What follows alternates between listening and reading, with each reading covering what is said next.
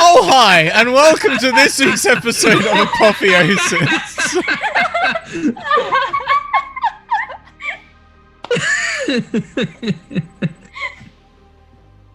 My cast of gremlins, all of them. Before we go around and say hello to everyone, please check out these opening links, which includes all the places you can find us, and our community. Support us, talk to us, get in touch with us, all that good stuff, including Twitter, Discord, YouTube, Patreon, Redbubble, Streamlabs. There's probably more. Check them all out. They're great. Also check out our sponsors, Twitter and Bird in the... Twitter? Oh! We're going great today. This is great. Twitter, you could be in this space. Okay, I'm just saying, you're missing out, okay? Mayhem Press and Bird in the Storm Publishing, whom we're very grateful to, because they make this all happen. Also, that last message involves the tweet. Go and retweet the tweet because that really helps us out. Let's all your friends know where you are. So please do that. Let's also go on. Do we really want to be sponsored by Twitter? They are the company that Disney refused to buy because of their lewdness. Oh. We should just stop talking about Twitter until they actually do pay for time in this show. It's Flitter. You're very right. No Sorry, free I just had to. That advertising. was the T. I had to. It's the T. That's a true story. Disney I had almost no bought idea. Twitter. They almost bought Twitter, but then they said, we're not going to because there's too much we don't want to deal with on Twitter. And here's the other thing. Disney buys everything. So, Yeah. yikes. Yeah. Anyways, Yeah. let's Yikes. keep it moving. Mackenzie, would you like to take this section on Hi. the stage? Good lord. I do have a confession. When we found out our dear Zelda will not be joining us tonight, and the minute I found out, I messaged both Raven and Josh. So we're gonna mess up the intro because Zelda's not here, right? So we love you, Scrat. Anyways, hi, I'm Mackenzie Lane DA on Twitter. You can call me back. I will be your dungeon master for the evening. I am a TTRPG online content creator, so you can find me here in this seat every Tuesday, as well as a player in Scratticus Academy's Tactical Diplomacy every Monday, Encounter Roleplays, The Broken Crown every Wednesday, and the Greyhawk Channel Field Faith every Friday. Couple of other big announcements on my end. One, I just play-tested my very first one-page TTRPG, Bird Brain, so you get to play as Noir Pigeon Detective, so that's going to be up on itch.io soon-ish. And secondly, we are relaunching my podcast One-on-One, a D&D Duet campaign, the one-on-one D&D campaign I run with my partner Dennis Aldea in the Spanish Caribbean Inspire world we both created. I'm super excited. We have a couple of new twists and new formats that we're playing with, and we're super excited to talk to you about that more. With that being said, let's go around and meet our wonderful cast and see who they're playing. We'll start with Raven, as we always do. Oh, hi. Always. Hello. I'm Raven. You can find me on Twitter at Raven_co-op. You can also find me on my podcast, which I also do with my husband. Co-op the podcast at Co-op the podcast.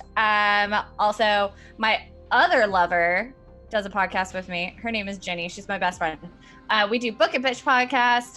You can find us on Twitter. We read books and stuff. I'm playing Bubbles, who just got the dopest horseman attached to her soul. So, no big deal. Yeah, no big deal. I don't know what you're talking about. Like, nothing interesting happened last episode, Nope. obviously. Let's go bop around to Joshua. Hello. Interesting things last episode? What are you talking about? Nothing, obviously. Last episode was the most skippable episode of them all. In fact, if any of our viewers right now have not seen last episode, I'm sure you won't be confused at all. Nothing changed. Sarcasm. This title means nothing, obviously. I love the order My of name- sarcasm punctuation. My name is Joshua Barbeau. You can find me on Twitter at Joshua Barbeau. That's BARBEAU. I am a Dungeons and Dragons nerd, an actor, and a writer. You can find me all over the internet, doing things like this or releasing content that I created for Dungeons and Dragons. Soon to also be on DM's Guild. Fun times. Durza Black says, "We love you, Josh." I am playing Cicera, aka the Warhorse of Pestilence. Sorry, the Angel of Pestilence, or something like that. Horseman, something along those lines, yeah. Horseman, thank you. Horseman of Pestilence. One of the 4 horsemen of the apocalypse. And that is totally what I plan to do with my character. Yep. Right from the get-go. Yep. Sure. Yep, 100%. Mm-hmm. Again, like I mentioned earlier, our lovely Zelda will not be joining us today, but you should still definitely check out all their cool things over at Zelda Android on Twitter. They are in a bunch of awesome shows like this one, as well as with me in the Old Faith every Friday. I love playing with Zelda every week, twice. The internet may not. We always have tech issues, but you know what? We're just too powerful for the gosh darn internet, and that's totally okay. Last but certainly not least, Scratticus, you have already done your intro spiel as per usual, but who are you playing? I'll be playing Skooka Clanahan. May or may not have an also very appropriate horse.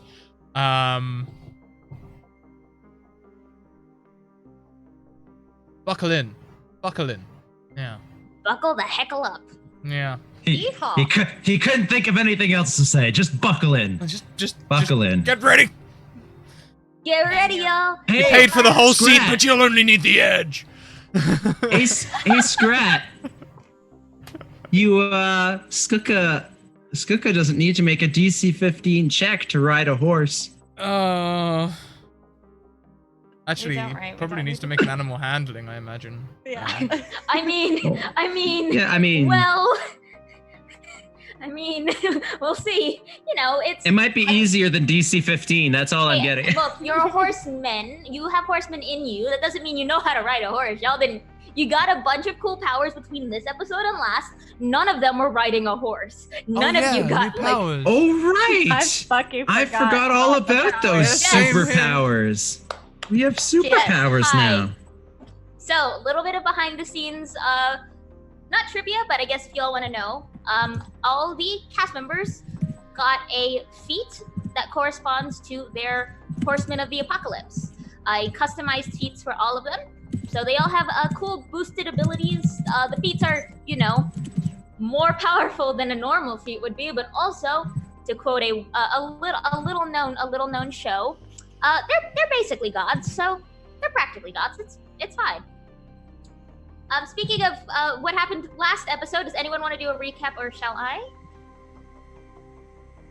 No, go. I already did a recap. I said it was forgettable. No, I'm kidding. I'll do it. Sure. We last episode accumulated all 3 of the pieces that we needed for the tree after a drinking game with some gods, which was very entertaining / emotional, depending on which player you were. But long story short, we got the stones. We woke up Coraline, I want to say her name was, in the middle of the night. Yes. Because waiting until morning, when it's potentially the end of the world, is a bad idea. So we went there. We went down a long elevator shaft.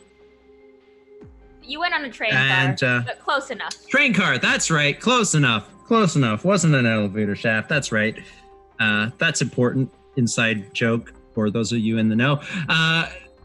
And then we put the pieces in the tree, and then the devil showed up and explained how we were all basically his patsies. He said that we successfully sealed the barrier between worlds, and those who wanted to go back to their world, like the gods and good aligned celestials, did so. But those who wanted to remain here did so. So now we have a bunch of evil, deific characters running around in the world, and we in theory can't even send them back because we sealed the barrier between worlds. So, and the 4 of us became the 4 horsemen of the apocalypse. The 4 of you were always the 4 horsemen of the apocalypse, which is why I had you roll from random things from this point on. Those random rolls won't happen anymore because the 4 horsemen have slightly more control now. Right. So we were just realizing our destiny. Destiny, I got yes. pestilence. Bubbles got death, I believe. Yes. Cepheus is war, and Skooka War. is famine. And that's pretty much all you need to know. Woo! Yep. Yeah. And so Okay, I didn't eat much anyway. And also, when you hesitated, Josh, when you said he is basically, he was our patsies. I thought he was gonna say the devil said we were basic bitches. I really thought that's what you were gonna say, and I was here for it. The devil would Yeah. never say anything like that. Why would you ever think that? I love that voice. Anyways, so we pan back to that scene in the cavern of the world tree. The world tree itself is whole again, and it's sort of pulsing very faintly with like a rainbow light going up the branches and down. You four, though, have just felt something essentially rend through your very being and all heard 4 voices ring out in your head, each different, each corresponding to the horseman who has chosen you as their mortal vessel, I suppose would be the lightest way to put it. And of course, old Scratch himself is there, smiling and not really doing anything, his skeletal ichor dripping black wing sort of lazily flapping behind him as he just sort of surmises you all. Well, I've been waiting a whole week to say this, but Mac, can I wipe that smile off of his face? You want to punch the freaking devil? You damn right I do. Divine smite all the way. Important Which is probably information. pestilent smite now. I don't know. Very important Divine. information. Yes. We just each got donated free advantages by Pumpkin. So, Whoa! so I have 4, Bubbles has 4, Josh, Cicera has 3, and Mackenzie, you started with 4 or 5. 1, 2, 3, 4. So, yeah. Okay, cool. Just if you wanted to Yeah. use that going forward, Cicera, just. As you're punching or Satan. Yeah. Oh, I do. I do. Okay. I will say you don't have to roll initiative for this Wha-bam. because you don't. Yeah. All right. I'm just hold on. I have to actually look and see. Yeah. Okay.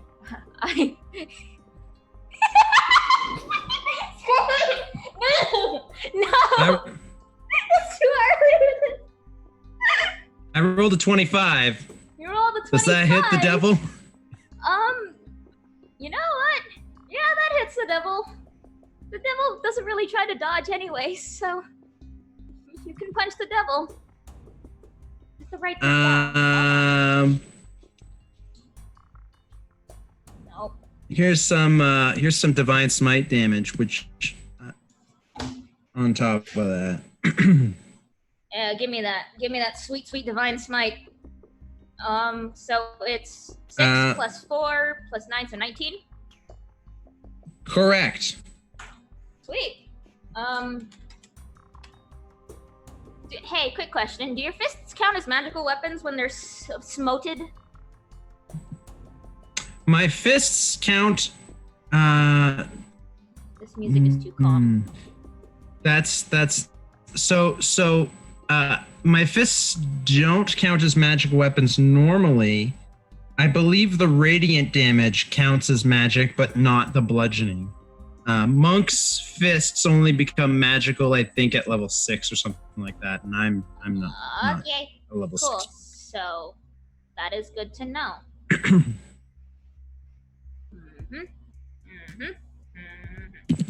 I don't Cool. remember what level Monk's fists become magical, but it's definitely above level 2, which is all the levels I have in Monk.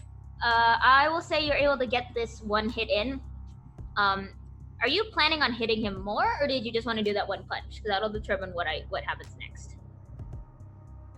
I technically could technically could attack him up to 4 times if I wanted to. But I'm gonna just hit him once and then see whether or not that did anything before I decide whether or not I continue pummeling. Well, you notice. I'm gonna stop at 1 hit for now. You notice a couple of things. One, you don't have that weird flickering light around your hands anymore, where it used to flicker between that sickly green and that divine smite. You have full control of that, your smite now again. It's not like you can feel pestilence sort of like, you can feel that presence sort of itching at the back of your head, but it isn't as that pervasive uncontrollableness anymore. It is something that is whole, it is controlled, it is something that you can tap into when you want to. So when I define smite, I can decide if it's radiant or if it's poison? I will say, yeah, sure, you can. Okay. Did it matter for the devil? No, it would have definitely been radiant for the devil. Yes. No question there. So that's the first thing you notice. The second thing you notice is that old Scratch didn't really do anything to stop you, and almost just doesn't seem to react. You see it crack across his face, and you see him just sort of slowly turn his head back. But the most important consideration is he's still smiling. Oh yes, he's the devil. Damn! I really wanted to wipe that smug smile off his face. Oh well. Okay. Really? Are we going to do it that way?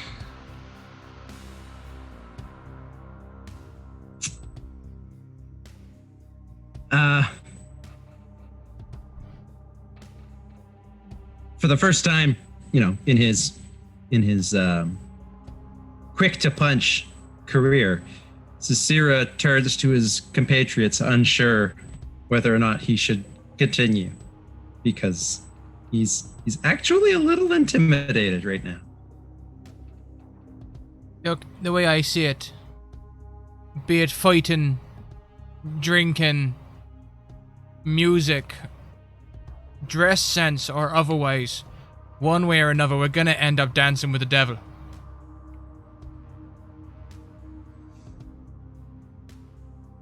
Can't really avoid it if you want to have a good time. That's all I'm saying. Well, it's like I always say. You don't pick the ballroom, you just dance. I've heard that one before, my friend. Bubbles just closes her eyes for a second, and she's just like, this is it. This is it. This is just it. And this is who I'm going out with. I guess we're fighting the devil? If you want to do that, everyone will need to roll me some initiative. Hang on a minute, before we do that, before we commit to it, Satan, can we opt to, play Twister or something instead, like in that movie? Really, I don't really care. I'm personally fine.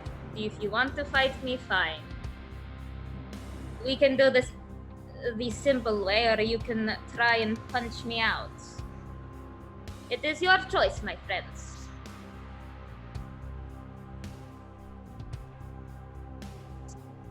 Guys, this is a dumb idea.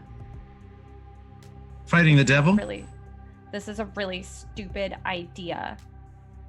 Yeah, it is. Let's just is not it, then. Is it? I don't know what we're supposed to do, but I mean, we can't fight him.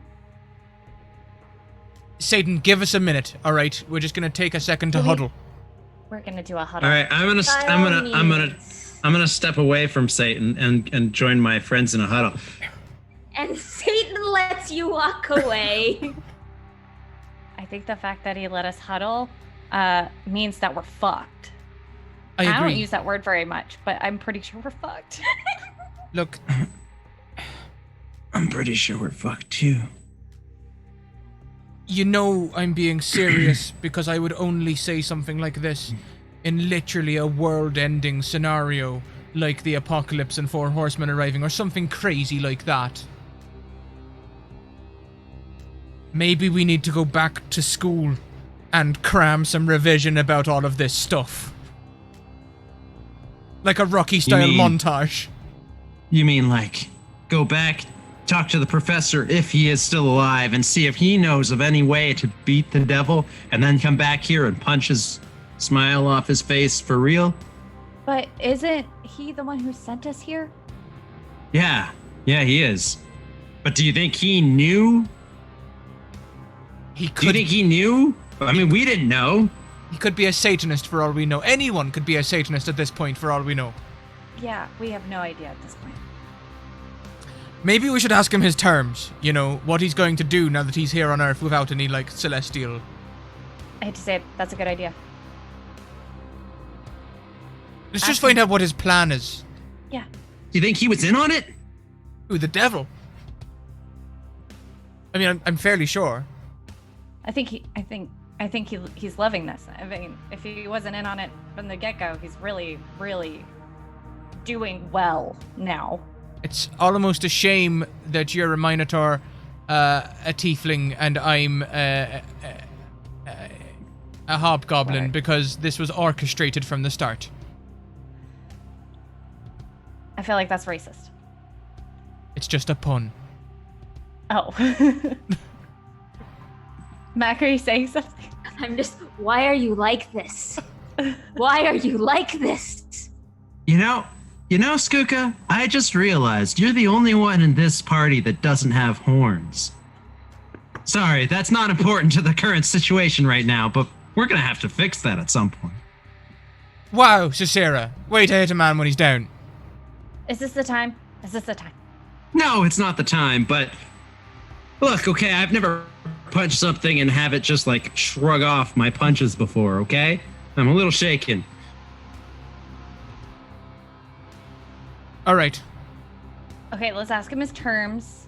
Then what? Are we going to come back into the huddle and discuss more? Well, we need to find a way to get out of here alive, I think, is a great plan. Here's Well, an idea. I- Let's just I'm go pretty with sure it if- until we can get away. I'm pretty sure he would just let us walk out. I mean, I think that's what he wants. He seems to think we're like his friends or some shit. Like we're part of his plan. He's not gonna kill us unless we stand up to him. I mean, let's face it.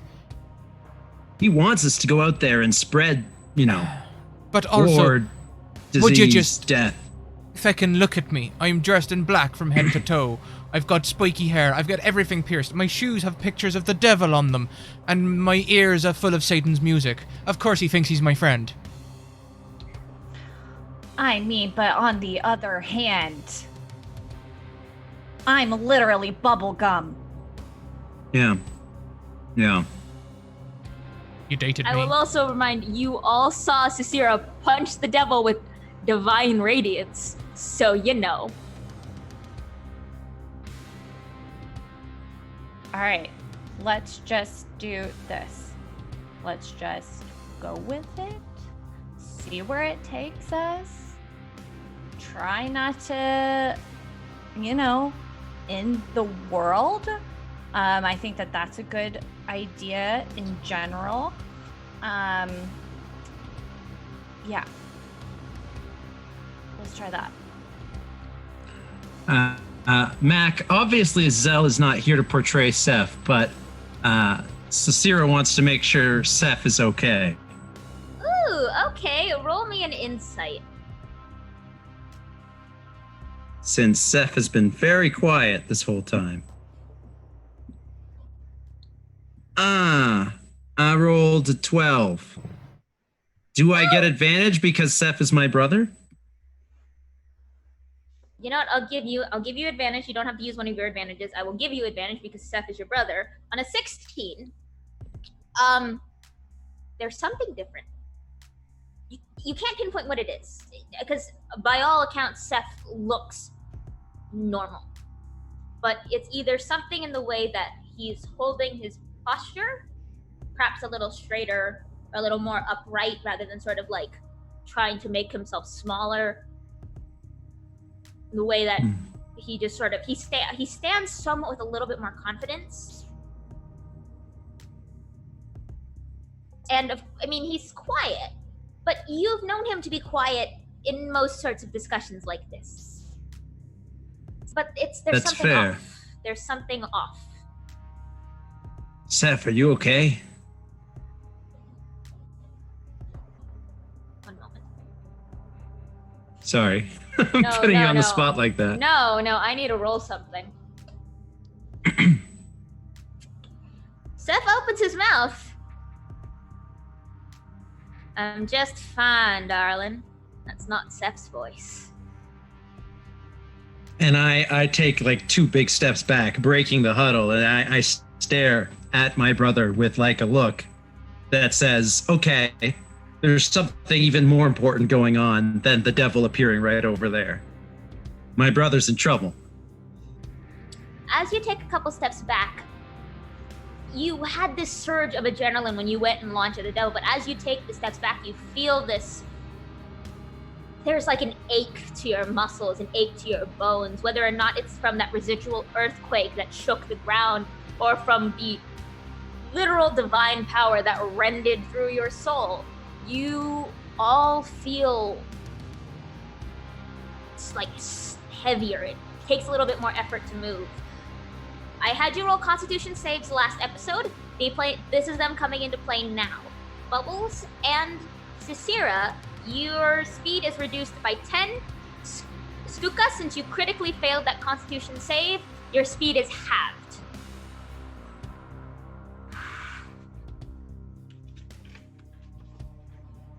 Checks out. Fortunately, my speed unarmored is 40 feet, so it only drops to 30.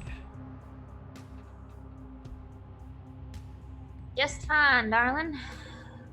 The voice is female. It's got a southern twang to it. Who are you, and what have you done with my brother? Oh, Cepheus is still kicking around back there, but we had a little tussle, and one of us came out on top. He'll be back soon, though, don't worry. No, you'll give him back now. Jesus. How exactly do you plan on kicking war out of her chosen host? Can't hit him, Cicera. It'll hurt Seth. I don't know what to do. Oh, isn't that such a shame? You Do you would have- hurt your friend. Do you have any punches that do psychic damage? No. That's not how this thing works. Neither do I, so we're probably screwed. Wait, hang a minute. Do I have Wait a something that does second. psychic damage? Wait a second. No, damn it, I'm just a singer, I'm not a bard. If my brother is possessed by war, does that mean all of us? And suddenly, I don't finish the sentence. Suddenly, I look at the other two, uncertain if they are who they say they are. Roll me an insight? Just for I will- funsies. I will happily roll it with disadvantage No, on it's fine, purpose. because you Well, Okay, well, then because we don't know that what they saw, right? So we don't know that. you don't. You were able to see. You didn't hear everyone's voices, but you all saw the this energy sort of kind of flow from the tree and coalesce into these horse-like shapes above your head before dissipating. You all have a little bit of an inkling of something's up. Okay. And I also, look back Satan at did the call devil. you the four horsemen to your faces. Right. So, I look back at the devil. Is he still smiling? oh yes.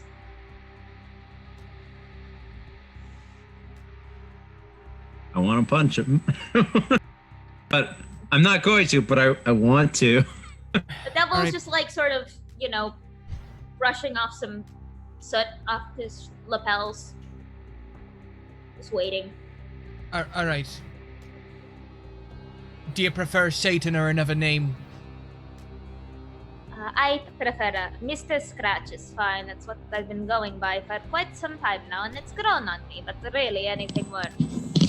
Excellent, excellent, right. First of all, thank you very much for the Rolling Stones. I appreciate it. But of course. What exactly would your plan be now that you're here and the other Celestials, are gone? Is it just good music and great dress sense from here on out, or do you have anything more sinister planned? Define sinister. Oh, perhaps giant snakes destroying time and the world freezing over and everyone dying, for example. That's pretty sinister. Not everyone would die, my friends. That's messy, and I don't want to rule a messy world once this is over. Wouldn't a ton of them go to hell as well? Hang a minute, what's... I'm coming to terms with the fact that I suddenly believe in a lot of stuff that I wasn't very, very sure of. We all make our own hell, my friends. It's not really somewhere I can send you. Guilty look at Bubbles. Maintains posture. Staring down at her feet. She looks terrified. So then world dominion would be the ticket then, would it? What was the first word you said? I couldn't hear. World Dominion. World dominion. In a sense, yes. I suppose people call it the apocalypse and destroying the world, but really it's more of a shaking things up. You know, flipping things around, turning things upside down. Putting those who are up there down and putting those who are down up. Changing command, basically. Just a little shift, really. So would you say it's more like a revolution, a coup, or a violent uprising? Little bit of column A, little bit of column B, little bit of column C. And where does Seth fit into your plan? Well, your dear friend is one of the horsemen, like the rest of you. Lieutenants That doesn't of answer mine. my question. Long promised lieutenants of mine, really. Promised by who? The fates themselves, destiny, whatever little game you believe in that foretells whatever is about to happen. It's accurate about 50% of the time, depending on who you talk to, but I am happy that this was true. Thank you very much, Sphinx Ral, for the sub. That's 3 months. Not only do you get a new chat badge, you gift your advantage to Cicera. Thank you. Thank you.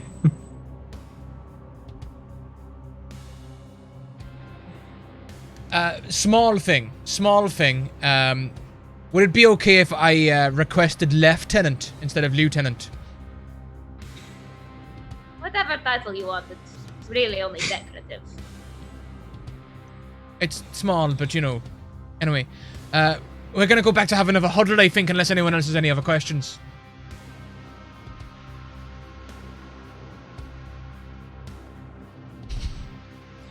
And what if we say no? What if we won't comply with your plan? Then A very good question, my friend. It's very simple, really. If you do not comply, then I leave you to your devices and I continue with my plan as I plan. I am not someone who forces people to do anything. That is the antithesis of what I do. I'm the devil. I work on free will and people making choices. If you choose not to join me, then you choose not to join me, and we deal with the aftermath of that anyways.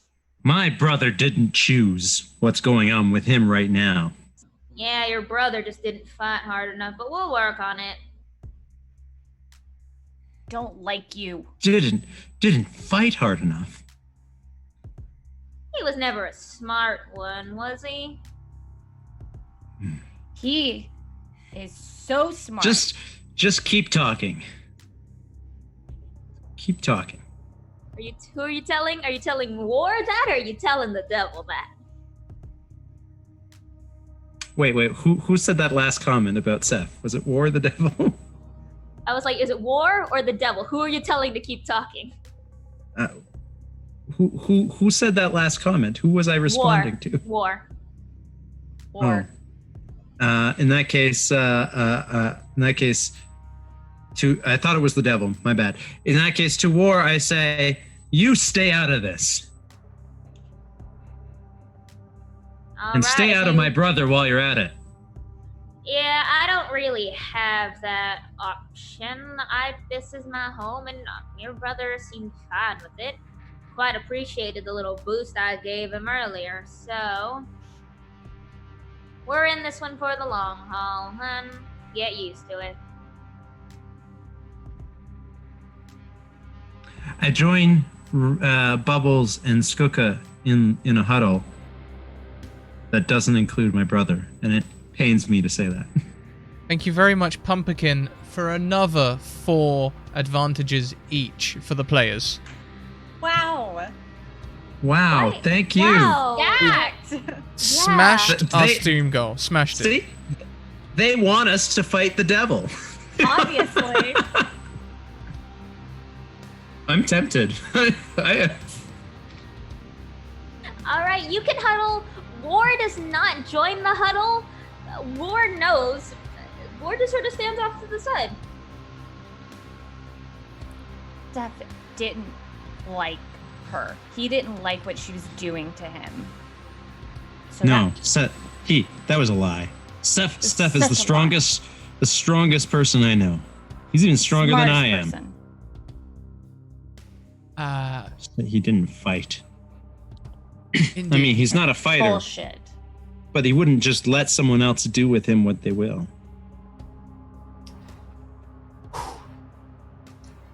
Well, Why has war taken over Seth, but hasn't ours haven't taken over us? I mean, who do you guys have in your mind? Do you know? You All know, right. right? everyone just take a moment then. Like, I don't know, roll your eyes up in your head or something and see if you can communicate with something. I don't know.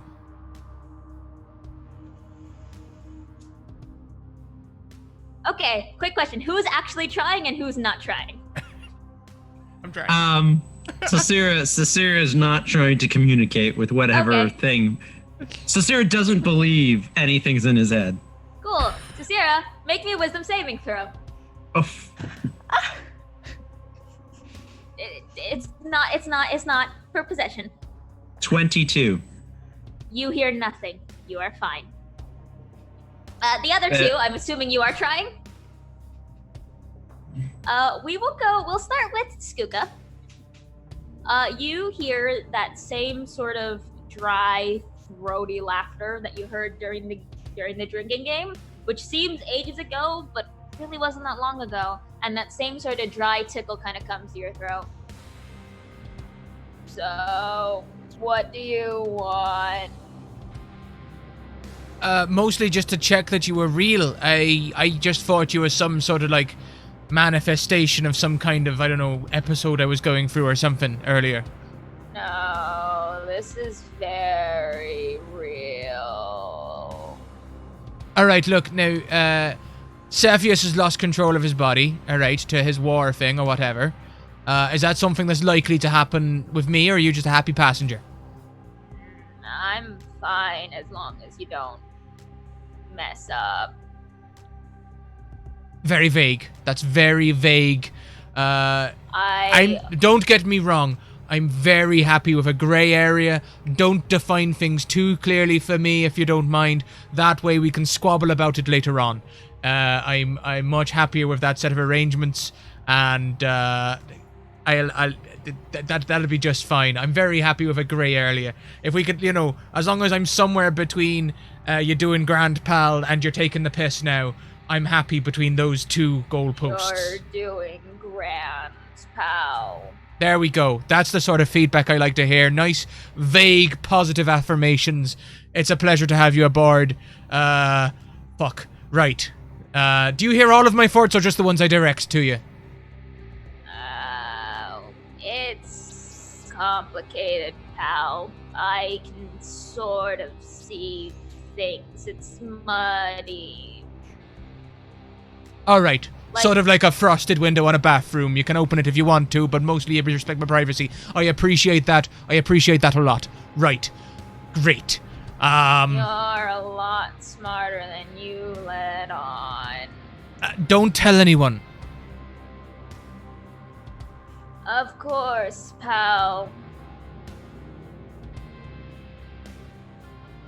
All right. Thank you very much. Let's Let go me to know if you need Bubbles. any refreshments or anything. A throat lozenge. That voice actually doesn't hurt my throat. Okay, good. That voice is really easy for me, actually.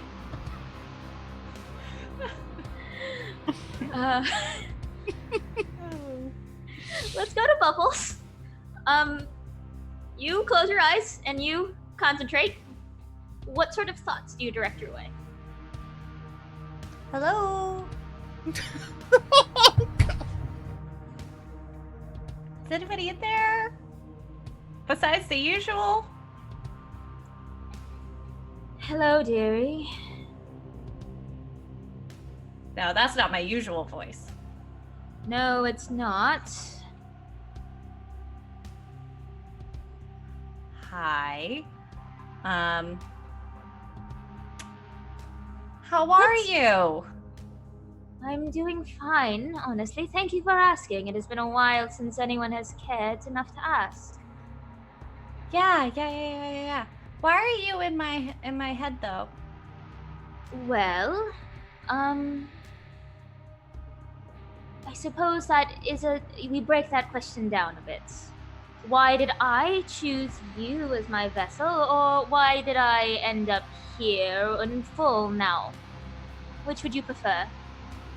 I guess both, whichever one you want to divulge your intentions. Well, dear, first things first. I chose you because death has always been, how we say, an alluring option. And you are charming. You are powerful and you are strong. I saw that. Your patron saw that. It's a pity she got here before I did. Or rather, she got here before I got my footing. We could have had a lot more fun.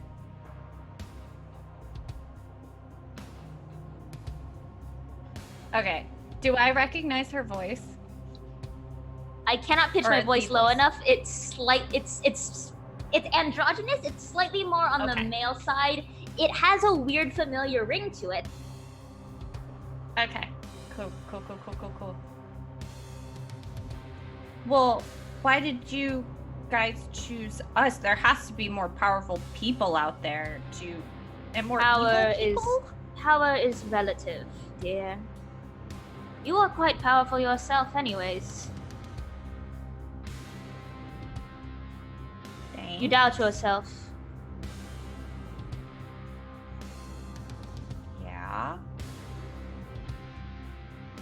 Yeah.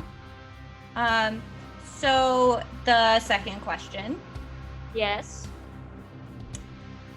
Why now? Why here? What do you guys want with us? What do you want us to do? Well, I don't particularly want you to do anything you don't want to do. I am mainly here for the ride. I am here to help, is probably the best way to put it, dear. Oh, okay. But If you would want my help, of course. But that is a choice up to you. You heard, Mr. Scratch. We don't take away free will. We just aid it when we can.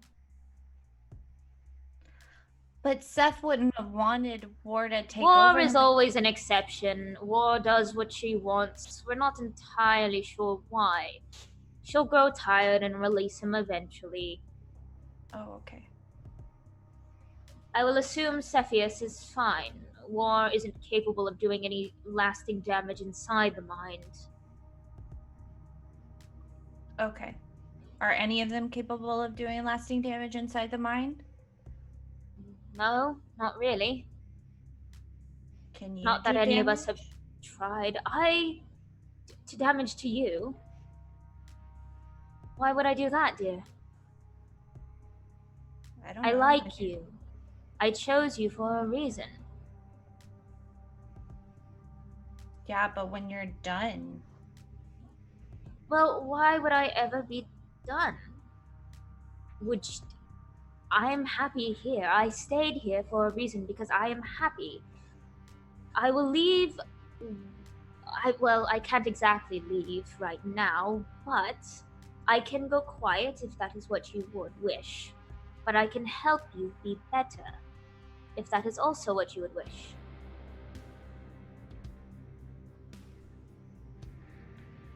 Oh. Okay. As long as you don't hurt me if you do leave. I am an honest and fair entity. I am death. We don't judge, I do not kill indiscriminately. That is war's doing. I do not starve people. That is famine's doing. I do not get people sick and consume them with pain. That is pestilence. I am just death. I take people when their time is up. I do not judge. I do not discriminate. I am fair in all things. Be fair with me and I will be fair with you. Benefit me and I will benefit you. That is how the world works. Okay. I'm here to help, my friend. I'm here to help, dear. Just let me know what you need. Okay. Thank you for being honest. Of course, dear. Okay. Bye. And it is silent.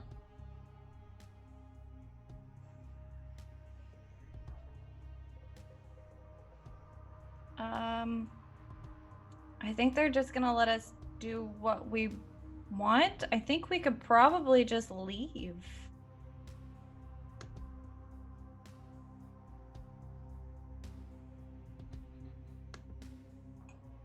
So while Skuka and Bubbles were engaging with everyone say hi, Zelda. Zelda! Watch back to the beginning of the stream. While Skuka and Bubbles were interacting with their voices in their heads, since I was not, what did they look like to me? They looked like they had closed their eyes and were thinking really hard.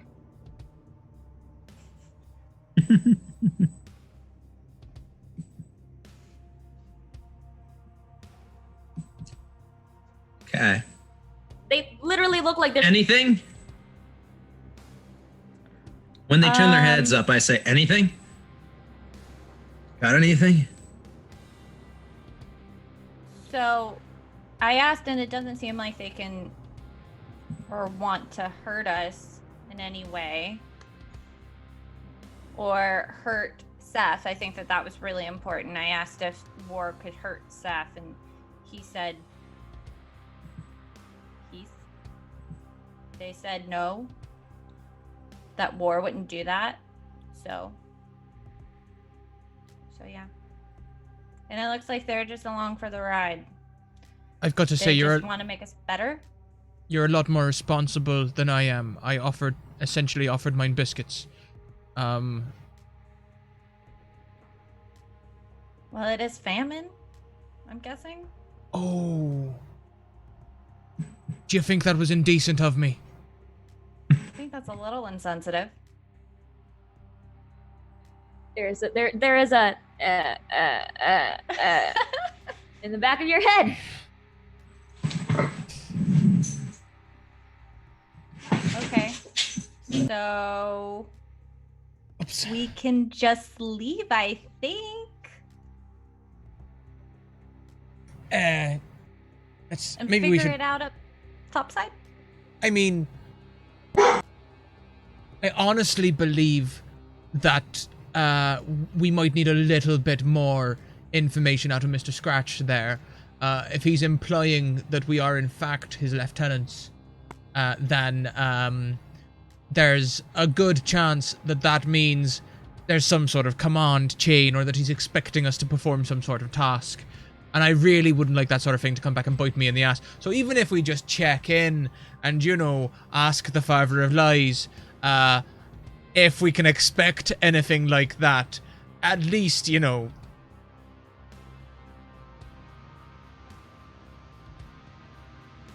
Okay, let's ask. Look, I hate to say this, but we've clearly been caught with our pants down here. A chance to regroup might be for the best. I agree. I just want to grab last minute bits of information and possibly thank him for Sebastian Cruz suits. You gotta stop. You have to. Have you seen them, though, Bubbles? He's Satan. He Damn. is Satan. Stop complimenting him. Every comment has been a compliment. Look, you can't help but appreciate good taste, alright, even if it's pure evil. No. Unacceptable. Unacceptable. We're good guys. Right? Damn straight, we're the good guys. And girls. I mean, yes, of course, no hesitation, yep. Bubbles makes long eye contact with Skukka. Skukka evades eye contact. And she'll leave the huddle then. And she'll turn to Satan. All right, Satan. What would you will us to do if we were to have the choice between doing something and not doing something? What is the doing something thing? Well, if you wanted to do something, if you wanted to, shall we say, continue on this little endeavor, the next step would be coming with me and meeting with the others. Others? You did not think I would do this alone, did you? Are there more than 4 horsemen? Oh, no, there are others who have a little bit of a stake in the world upending. Is one of them's named Jack? Not that I recall. I do not believe so. Alright, think legends, think legends. The devil doesn't have a perfect memory. Roll me an insight? Actually, you know what? I'm not surprised. I imagine that God has a perfect memory. I think the ability to forget things is a small mercy that comes with evil, perhaps. Yeah, you don't know. I mean, the devil's hard to read, you know?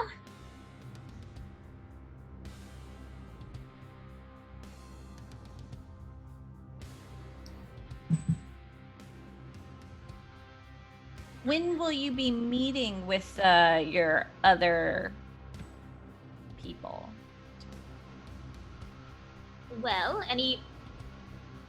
I will say before the devil answers, if you did want to try and recall some legends about things, you can roll a history or an arcana about things in the world ending and all that fun stuff. You can roll that. I'm probably really good at that, so I'm going to use one of my advantages. Hell yeah, do it.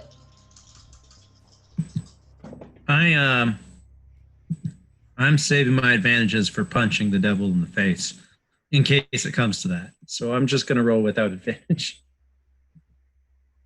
I got a 3. I don't know anything. 22. Was that with advantage? Sorry, Bubbles. Yes. Yes, it was with advantage. Yes, sir. Skukka, were you rolling, or are you just No, I have more questions, but I'm not trying to dredge my memory. Alright. Bubbles, I will say, you think back. The legends of the gods are old, not forgotten, but you know that the world ending is a common theme across many stories. Stories that span all different sorts of pantheons and different branches of the world tree. You know, the devil is one. You have heard of others. Some you can't place the name of, but those who are destined to bring about something called Ragnarok, perhaps. And for a brief moment, you actually connect the dots and remember those 2 wolves that you saw the very, very beginning of this entire escapade, known as the Heralds of Ragnarok, or the end of the world, Skull and Hati. Other legends. I still need to punch those wolves again. You remember other legends of monsters, Typhon, monsters who have grudges to uphold. Gods like Loki, who are an enigma and are destined to end the world, but never seem to have a reason why, and you're not entirely sure what side they're on or what they're supposed to do. The last thing you recall is a legend of something who's not destined to end the world necessarily, but something who is destined to break the cycle of life, death, and rebirth itself, destined to swallow the sun. A red serpent of chaos. It's known as Apotheosis.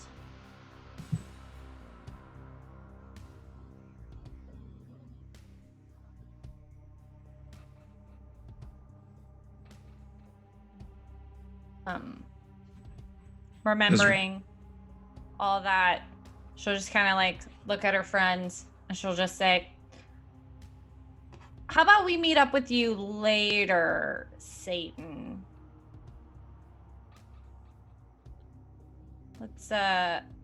We'll meet up with you later. All right, it will be very easy. I can find you easily. I will leave you.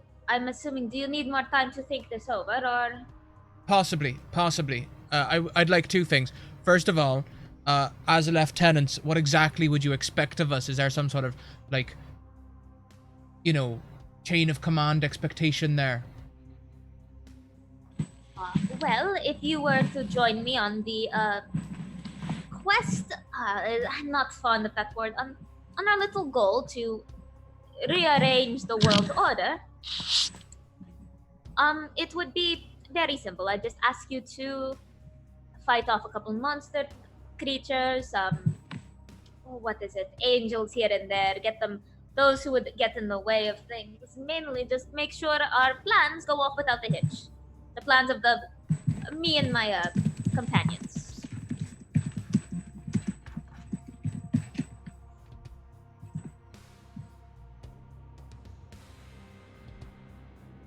All right. Now, I don't want to go selling my soul or nothing here or owing you anything, but would you mind perhaps giving us like a little token of good faith? But of course, what kind of token would you prefer? A few years back, Ministry made a song that said Jesus built my hot rod. It was claimed to be the fastest car that was ever made. I cannot get you a car, my friend, and there are no roads on this plane to, I've already got a car, just upgrade it for when I get back. Done and done, my friend. Shall we shake on it? And he holds Hang out on his a minute. hand. What's the other part of the deal? What's the other part of the deal? This is we show good faith. The other part of the deal is that you have as much faith in me as I have faith in you.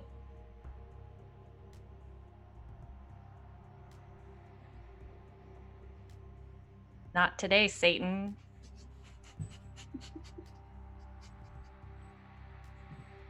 Skooka, I think it's a bad idea to shake his hand, even if it seems like a good idea at the time.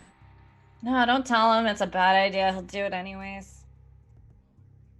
It's a smart idea. Do it. Bubbles, which side are you on? I'm on the side that wants to save the world, and this dude's trying to get a better car. All right. Fair point. All right. Never mind about that, Satan. I was just trying to get a freebie. All right, sue me.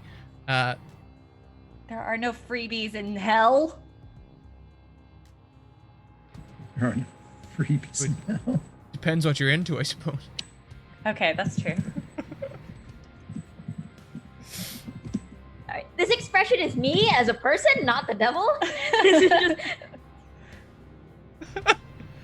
All right, look, I'm gonna hold off on that. My friends here, I don't want to speak for all of us, so unless we're unanimous, I'll hold off on that. Still, pleasant to meet you. I mean, it wasn't awful. I try to be a man of good taste and good company, so of course.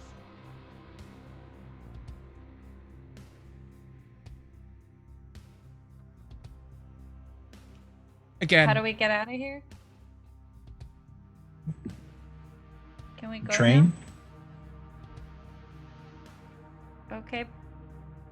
It's nice to meet you, Satan. Do you want to say anything else? You look like you want to say something else. No, I'm fine. You sure?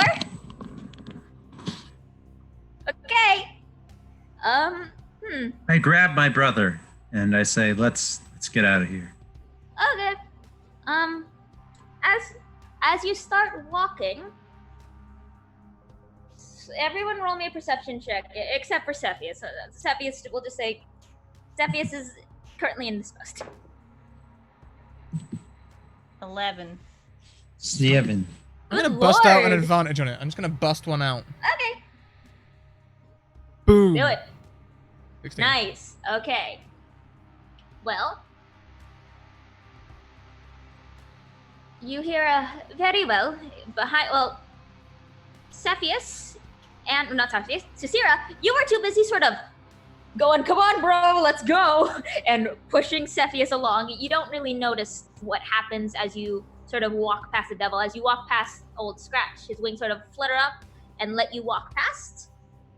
Without a problem, but as you walk past him, there's a faint sort of whoosh, and Bubbles, you will hear this. Bubbles and Skooka will hear this. They'll say, "Very well, if you are going to take your time, I suppose I shall leave you a little bit of room to think about it."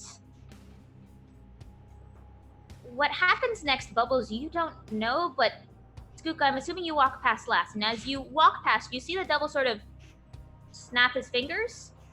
And there is a moment where time stops.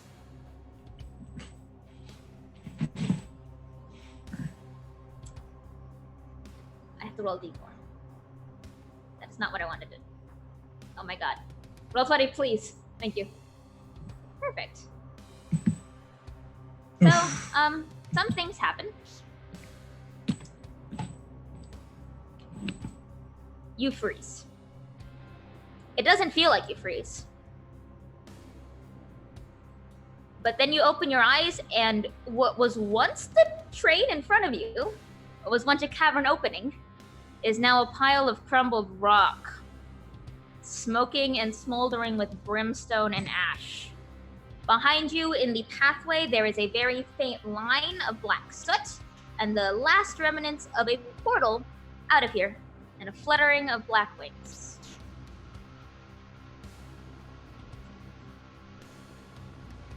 That was some powerful magic. So we're still in the cavern? Yep. So I blinked and the cavern's caved in. Yep. And the devil's gone. Yep. And Skooka happened to notice that the devil stopped time. But as far as I know, this just happened in a second. Yes. That'd be the long and short of it, yes. There's no way out of here. We're trapped. The freaking devil. Am I right? Is that This is portal why still Timmy open? Deals Nope. with him. The portal, you saw the last of the portal just sort of fizzle out. Come on, don't judge me too hardly, alright? People make deals with the devil all the time. The guy can give you anything you want. Anything you want. And you wanted upgrades to your car? That wasn't a deal. That was just a request for goodwill. To see if he meant business. And over here, complimenting his work. Oh my gosh. His music tastes and his clothing and... Good All right. grief, Skooka. Look, you two can judge me all you want, alright? But those things shaped my life, alright? So, you carry on. I wasn't even sure the devil was real until a few minutes ago, but if he is real, there is no way in hell, oh, literally no way in hell, that he didn't influence the Rolling Stones.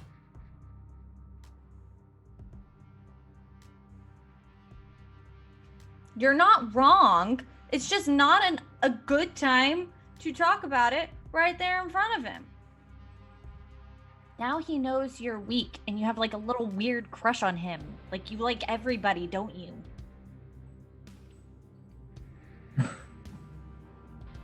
Uh, I'm gonna go try to get in touch with my patron. And she's gonna like go over to like the furthest wall in the cavern and like face it and like sit down like cross-legged. I'm gonna punch the rocks twice. Okay, here's what we'll do. We'll go to you punching the rocks in a little bit. Skuka, what do you do as one person goes to punch a wall, the other goes to sit and stare at the wall, and Cepheus just kind of, Cepheus just sort of leans against the cavern that is caved in and just like idly sharpens Cepheus's axe. Going to reach into the inside pocket of my leather jacket and produce the bottle of wine that I secreted there earlier whilst drinking with Jack. Yep. You can drink it. This will be my activity for the next few minutes. Okay, we'll get back to you in a second. Let's go to Bubbles.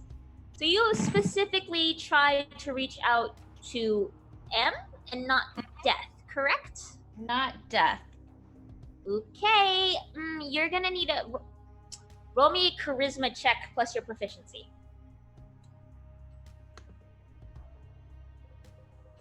I don't ever roll charisma. Okay. Lucky number 13. 13.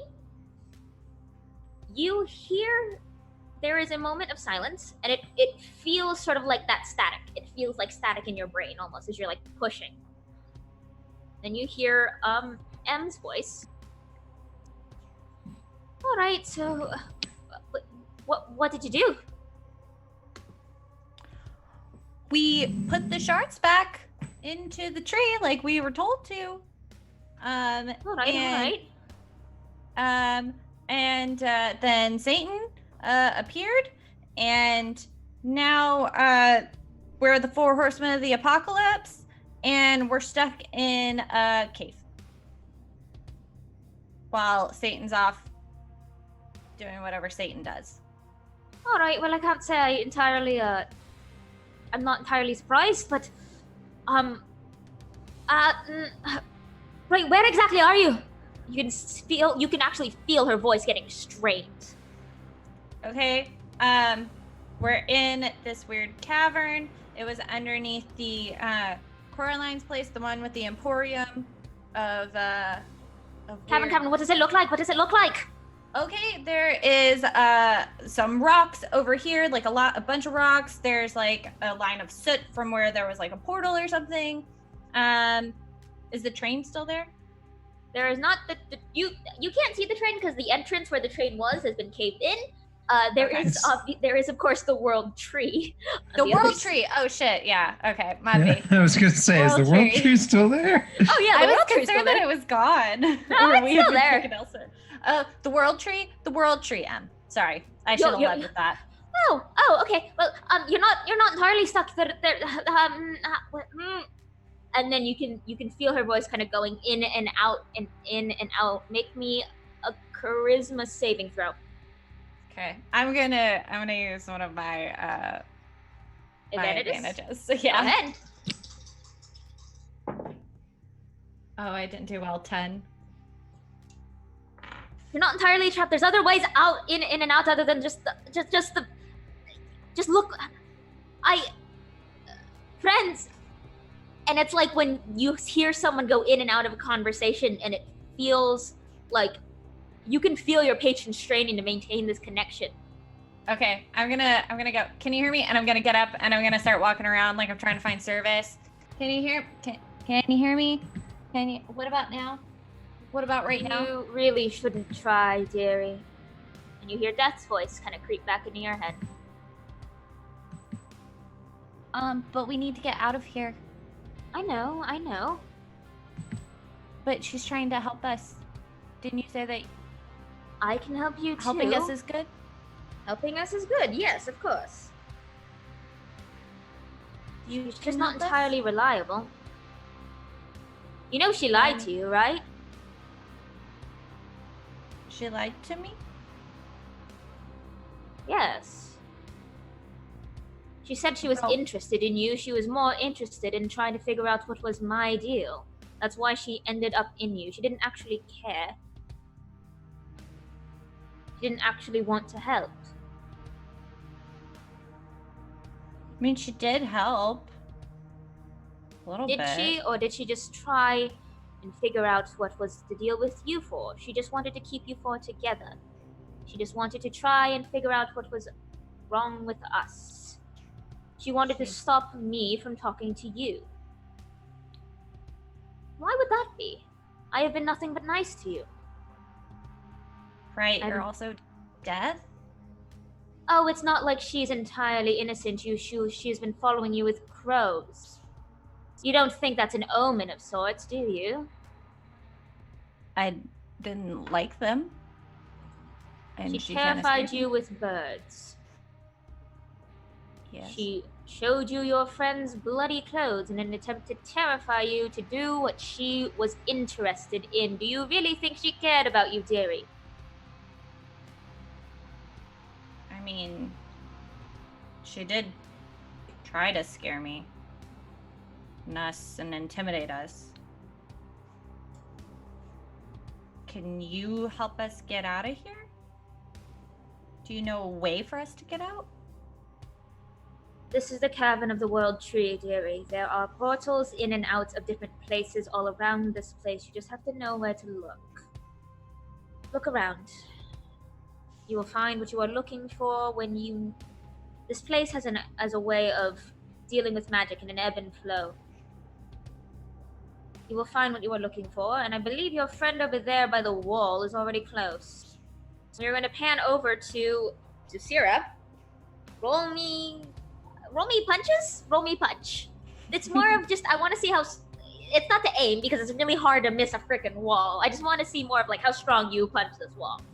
I mean, I was more just punching out of frustration, not with the hopes that my fists can clear this rubble, but I will be happy to roll for you anyway. Roll me some punches. Roll me some punches. 1, 2, and you want some damage? Yeah, give me some damage. 1, 2. Okay, you start punching at this wall. Do you want to do more punches, or are you satisfied with those punches? Hang on. We can let those punches carry on. That should be 2 sets of 5, not 4 and 5. Because I reroll ones because my fists are great. Oh, awesome! Your fists are certainly great weapons. Yeah. See? I think they're pretty great. They're pretty great. You hammer into this wall, and as you try to hammer into it, it almost flakes away. It's weird because there are parts of it that suddenly feel soft. Like, have you ever felt like limestone or shale? The way that it just sort of crumbles? There are parts of this wall that just sort of crumble beneath your fist as you slam into it. And you can see, possibly, it's soft. You can push through it. There are parts that... This is, it's mostly loose dirt, not so much like, or loose gravel. Yeah, it feels, it looks solid stone. It looks like solid geometric dark blue and white stone, but as you sort of pound it, it almost seems to like give way under your frustration, and it starts to like flake off. Huh. Okay. I was just punching out of frustration, but I turn around and I say, guys, I think we can get out through here. Bubbles will get up and like run over there and she'll say, yeah, I think you're really close to something. Put your hand right there. Right? Move it to the left. All right. Do you feel that? And as you sort of reach through, your hand passes straight through the wall. Ooh, guys. And you feel like a handle? You feel something. I grab it and then I turn it. It's like the dirt itself just sort of crumbles and melts away. Look at that. I told you I would help. Thank you. Death. You're welcome, dearie. And you see in front of you well, it looks like a tunnel. It isn't dark entirely. You actually see around it, like roots through the ground. You can see that same sort of jagged and twisted material. That looks like that opalescent wood entwined with crystal, like roots of the world tree, just sort of wrapping around this space. But it's a tunnel and it leads on. You can't see the end, but it leads away. Wait, something? You said something is wrapping around the world tree? It looks like the roots of the world tree are wrapping around this tunnel. Oh. Well, this is the tunnel the train came down originally. No, right? the train came down. The tunnel the train came down is currently blocked out of view because this is the caved-in section. The part you were hammering is like one of the solid walls next to where the cave-in was. Okay, guys, let's go. And Bubbles is just gonna start walking down this tunnel. Okay, Bubbles goes. It's safe. I promise. Are you sure? Yeah. Pretty sure. Okay. I'm confident. You know what? What the hell? I grab Seth and I follow her down the tunnel. Seth is willing. Skuka, you are left alone in the cavern with the world tree. Scrat, you are muted. Skuka follows behind. How much has he drunk by now? Enough to be sinful. Roll me a Constitution saving throw. I'm gonna use an advantage on this. I don't want to get smashed. Dang it. 16. 16? You say wine. You pass. So a pleasant buzz fills your head. That's it. You get 1 level of drunkenness. Fantastic.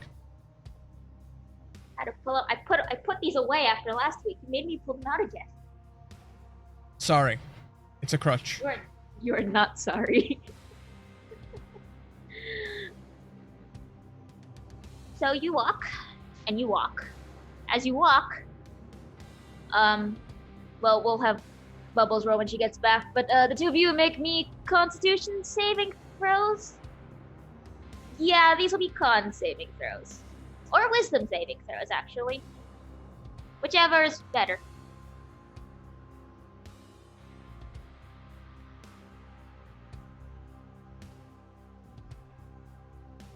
Okay. How's 10 look? 10 looks like a 10. Looks like a 1 and a 0 right next to each other. Indeed. Skuka, you feel fine. You have that nice light buzz. It feels fine. Sisira, as you walk, there's something weird about this tunnel. You can't tell if maybe it's the pattern of the roots, the way they're moving, but you swear you're like walking on your side, and then you're walking upside down, and then you're walking on the side of the wall, and then you're upright, and then you're upside down again. It doesn't look like you move. You don't feel your hair like shift and your clothes shift the way like gravity would, but you swear you feel something twisting and turning like in your gut as you move. I close my eyes, I put my hand out in front of me, and I just keep walking.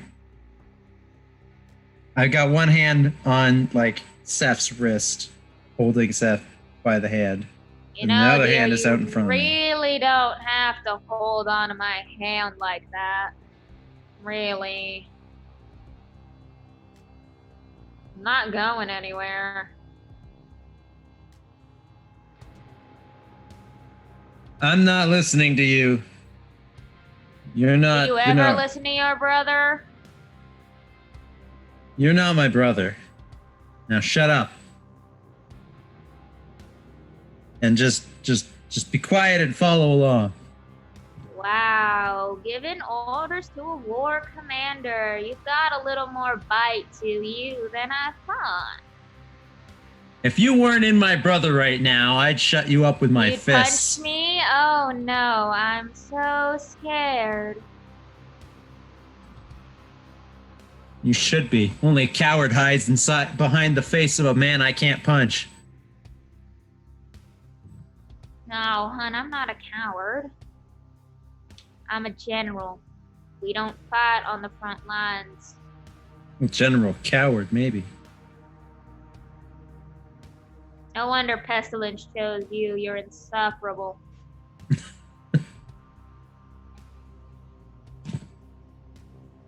Oh, by the way, Bubbles, you will need to roll me either a Constitution or a Wisdom saving throw. Whichever is better. Wisdom. And I would like to use another advantage. Wait, let me change up my dice.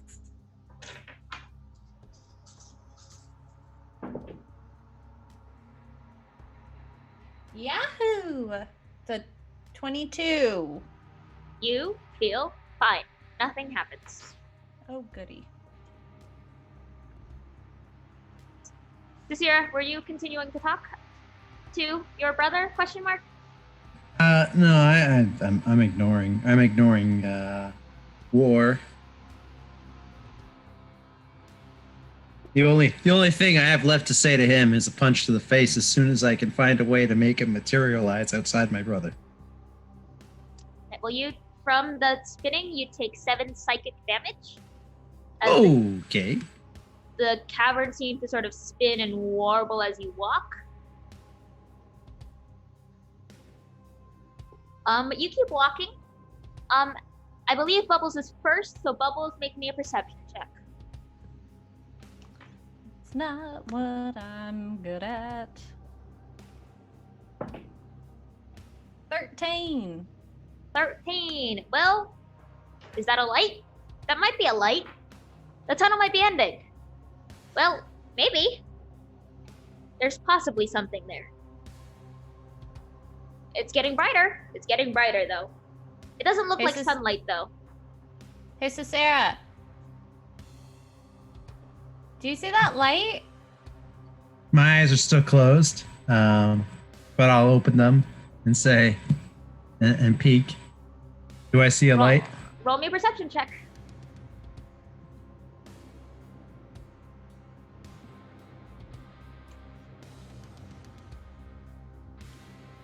7. Yes, there is possibly a light there. It's small. Also, when you open your eyes, it's like when you open your eyes and there's like that after image. So Yeah. you're really not sure if it's like the light that Bubbles sees or if it's just from you squeezing your eyes shut. You know what? I'm gonna lower my sunglasses, Uh-huh. which I've been wearing this entire time, despite us being underground and it's night. And I'm gonna pop my divine sense. Cool. Make me a charisma saving throw. There is a light and it never goes out. Nat Hey. 1. Yikes. So, you know my rule. I can succeed, but giving you a complication. Yep. Then I will succeed.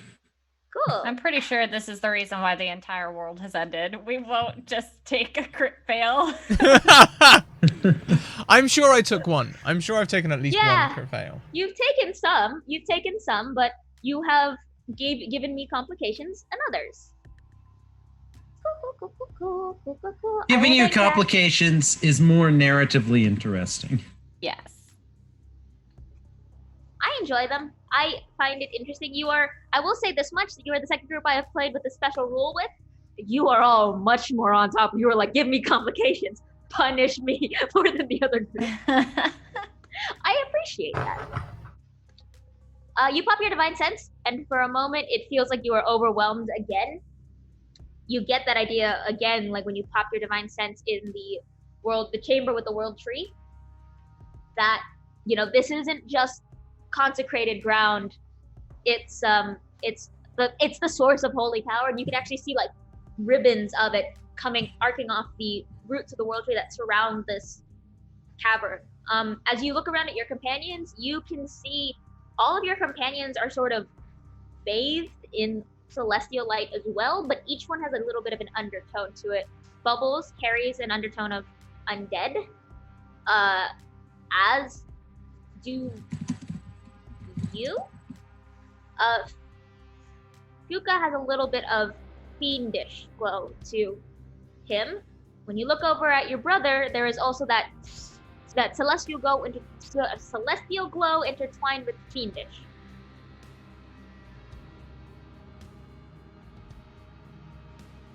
Okay. Put my sunglasses back on.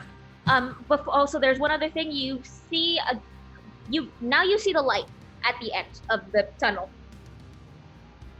Not in that sense, in a literal sense. It is clear when you pop. Ooh, I punched my mic, y'all. It is clear when you pop your divine sense because it is a radiant sort of it's like a pulsing beacon, like a heartbeat. It has that same sort of consecrated energy that like the roots of the world tree do, but it's pulsing like a heartbeat, and you can see as you get closer, almost as if like looking through an X-ray. You can see like strands sort of very gently floating off like little threads.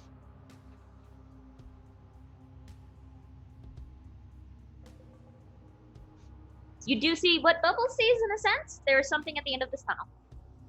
Yeah, Bubbles.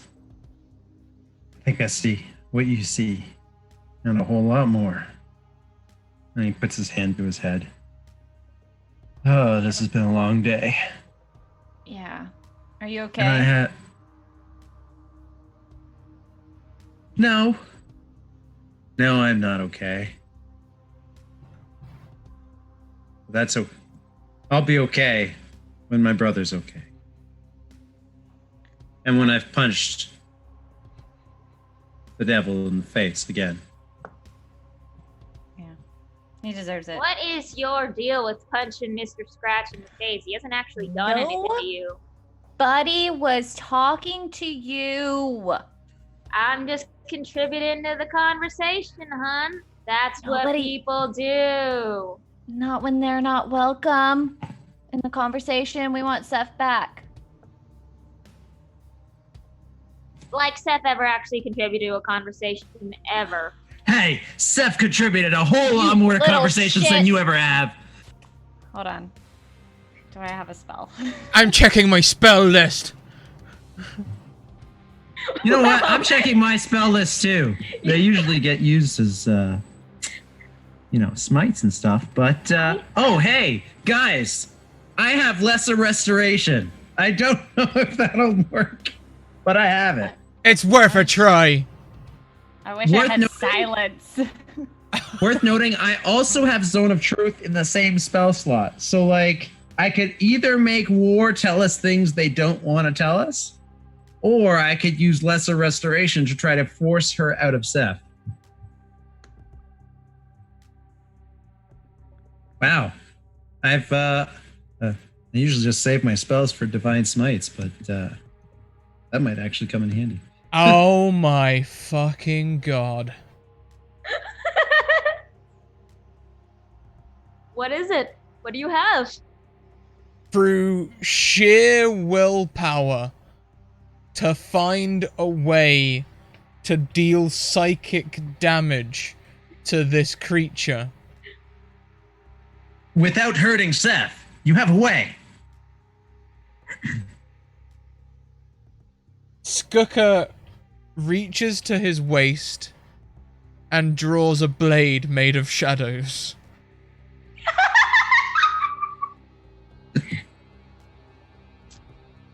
And you do that.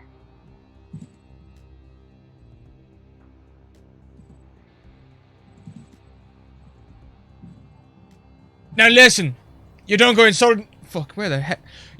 Fuck. Look, I'm fairly sure that this blade will hurt you and only you and not Seth.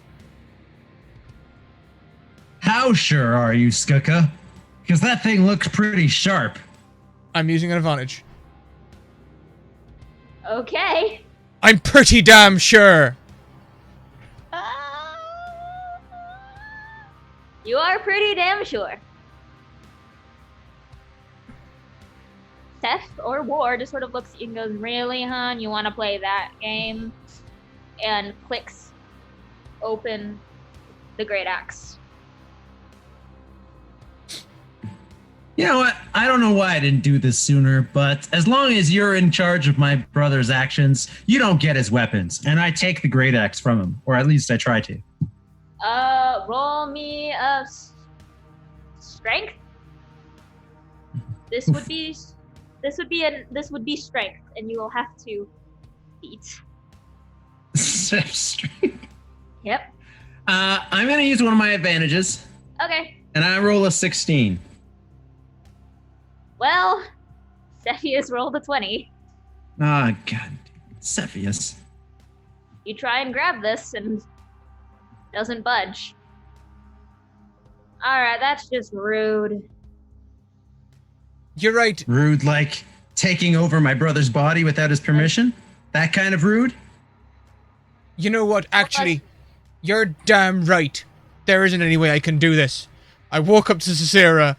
I've checked the spell. It stays. I pass him the Shadow Blade. I'll allow it.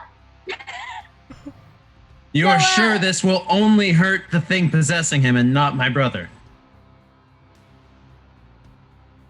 I'm like 97% positive. And even if it doesn't, I'm sure Seth could take one little blow.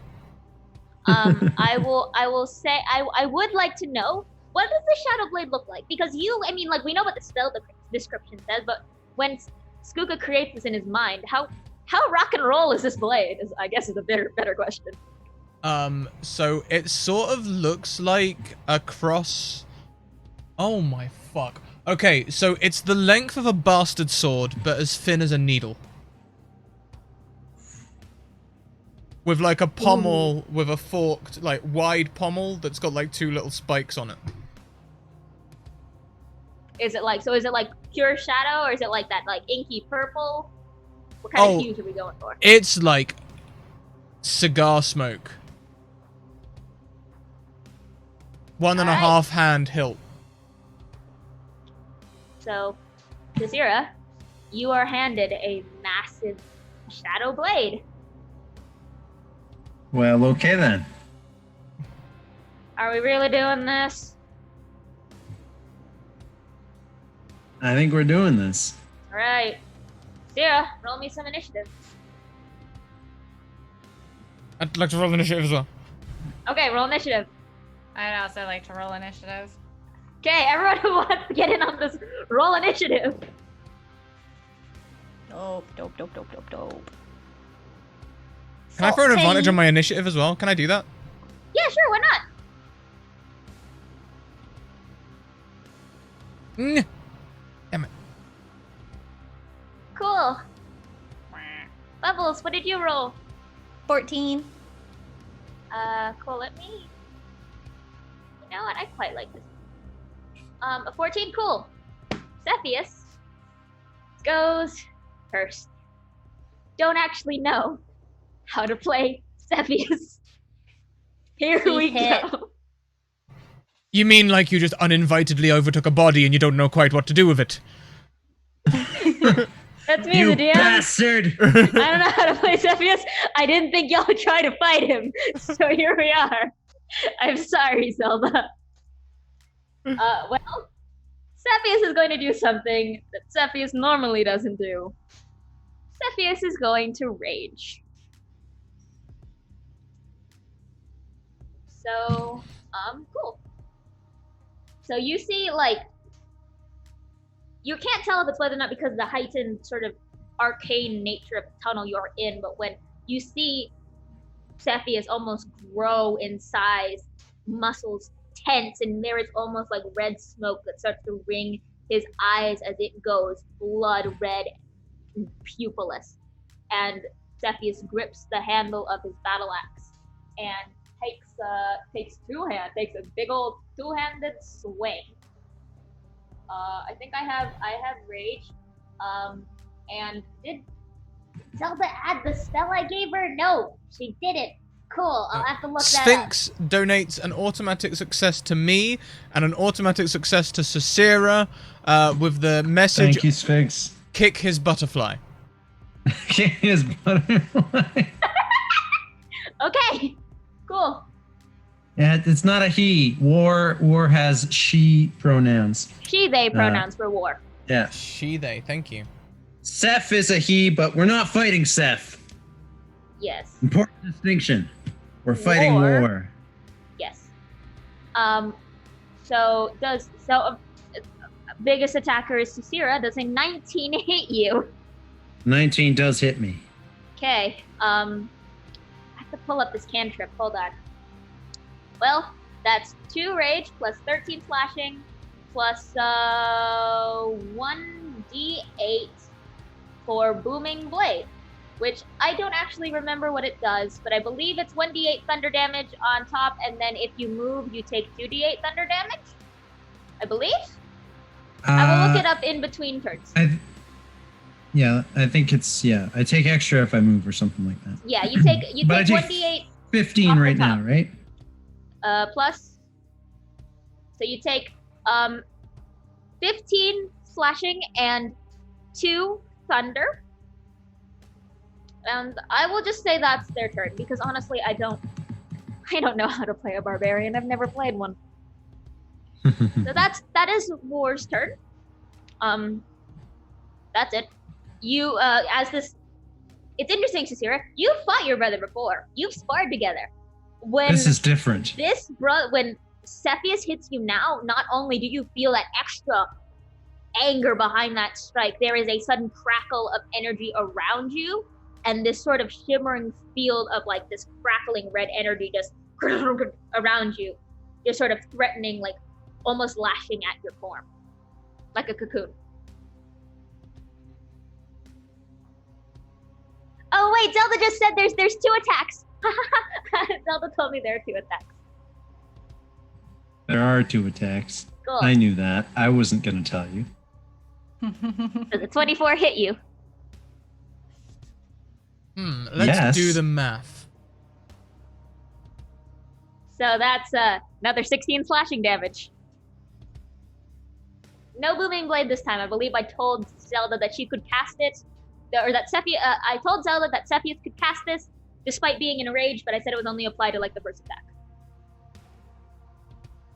We bended the rules a little bit because y'all are gods. So anyways, you take all that damage. I believe next after the 20, it was Skuka.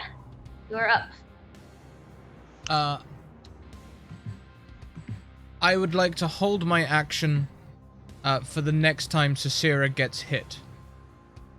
Okay, what are you holding? Skuka. What are you holding?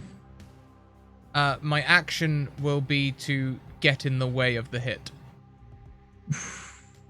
Okay, cool. Bubbles, it is your turn. Okay. Bubbles, seeing her best friend hit his brother, big fat tears well into her eyes, and she's like, Sophia, stop! And she's going to do her hypnotic gaze. Ooh! As an action, I choose one creature that I can see within 5 feet that must succeed on a wisdom saving throw or be charmed until the end of my next turn. And his speed drops to 0, and he's incapacitated and visibly dazed. Awesome. I am not going to do any advantages against this because, you know, I as a DM want y'all to succeed, so. Well, that's a big old fail. Yay! Okay, so Seth's speed is dropped to 0 and he's incapacitated, visibly dazed, and then I can use my action to maintain this effect on my subsequent turns. Okay, perfect. So you see the after this thing slashes into Susira, it goes slack in their hands, and that sort of red smoke kind of coming off their eyes sort of fades off, and it looks like they're staring off at nothing. Susira, that makes it your turn. Quick, Skuka, take the axe. And I'm going to use my action to attack. Okay. I will say, since Skuka said that next time Susir is going to take damage, Skuka would take it. Skuka takes the 2d8 thunder damage that booming blade does. So I'm just gonna. Oh, wait. Wait, do I have to, hang on, do I have to move to reach Cepheus? I don't know, actually. I don't maybe not. Because if Cepheus just hit me, then I don't have to. You don't okay, yeah, no, then never mind. I don't have to provoke that 2d8 damage there. You don't. So I'm gonna attack Cepheus, and since they're incapacitated. Yeah, you get advantage. I have advantage, and I don't have to use one of my banked advantages. Hell yeah, you could save those for punching the devil. Should you choose to do that? Which I am totally doing, as much as possible. All right. So I don't have this weapon. I don't know what I'm adding, but I'm just gonna roll it. Yeah, Scrat, can you roll for Shadow Blade for? Oh, yeah, totally. We're using my spellcasting ability. Awesome. Yeah. That's the damage. That's the damage. Do you have to roll to attack? Let's see what the spell says. I believe I still have to make a melee attack. It counts as a simple melee weapon. Simple melee weapon. Okay. I am proficient with simple melee weapon. I'm proficient with all weapons, actually. So it has the finesse, light, and thrown properties. So okay, finesse. That's what I wanted to know, whether or not I have my dex or not. Okay. So it's the same as my for purposes of attack roll. It's the same as my monk unarmed attack. So I'm just gonna roll that. 21. 21. Yeah, that hits. So 12 psychic damage. How many hits do you get with that? Is it normal number of attacks that whoever's holding it does? So it's not a monk weapon, so I should still get 2 attacks. Yeah, I figured like you'd get more than 1 attack. So go out, make another attack, and we'll see if it hits. Oh, 25 definitely hits. Skuka, can you roll me damage? Skuka, can you roll me damage, please? Second time with the same thing? Yeah. 9. Cool. So that is... Okay. I will say, because... So it's psychic damage, so you're aiming just to injure War. The goal is just to injure War, not Seth. Cool. We're gonna make a wisdom save. See if actually this is War. So War's wisdom save is different. So hold on. Ambara Garwin asks, "Is it a monk weapon?" I'm assuming it's not a monk weapon, so that's why. You know what? We'll say this is an odd case because you're not aiming to like kill or injure the physical thing. You're aiming to injure the mental thing, and honestly, whatever. I'm just saying, Shadow Monk is a thing. If a Shadow Blade isn't a Shadow Monk weapon, what the fuck is? Valid. Okay. Wait, so it does count as a monk weapon? Because if it does, I get more attacks. I'm just gonna say, for the purposes of this, it doesn't. We'll just leave it at that for now. Next time I'll make it a quarter staff. No worries. Here's the thing. War rolled a nat 20. I dive in the way. No, that wasn't to attack. That was to hold on to Seth. Oh, I see. Okay, good. So War doesn't do anything because War can't. But there's the way Cepheus holds themselves, the way like their shoulders are tense and that pride and that anger, it still isn't Cepheus. That isn't your Cepheus. There's still something there. But let my brother go. Well, Cepheus can't do anything, so Skuka, it is your turn. Oh, great. Well then, I'll just take that axe there. I'm just gonna pry that out of your fingers now. That's the plan. You can do that. I'm not gonna roll for you to like get it out of his hands because it's pretty easy. They've gone slack. You might have to roll me a strength check to see if you drop it or not. It's a heavy weapon. Could I convince you that holding this would be an athletics check?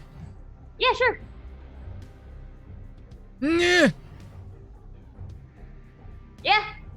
This is the biggest thing you've ever held. I think it's taller than you. No comment. I'm pretty sure it's taller than you. Anything else you'd like to do? What's my action economy looking like right now? I will say, what are you planning on doing? What would you like to do? Well, I could always, chuck it away from them. Free my hands up sort of thing. Yeah, I'll say it was an action to pry it out and a bonus action to throw it down the corridor. Away I hef it. Caber toss style, so I can use athletics. Yeah, sure. You huff it. You huck it down the hall. It lands with a... it lands with a clatter that sounds far more metallic than, like, the rock tunnel you're in. It's a little weird. But it is now, like, 15 feet down the hall.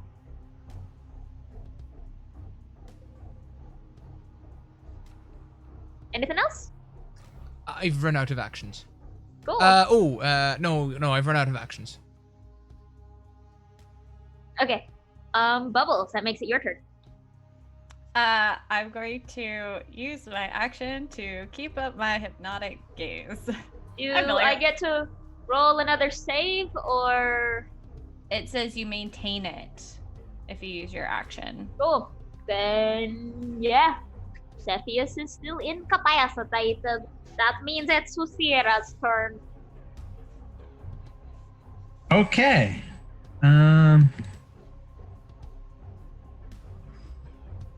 So having just attacked this thing twice, is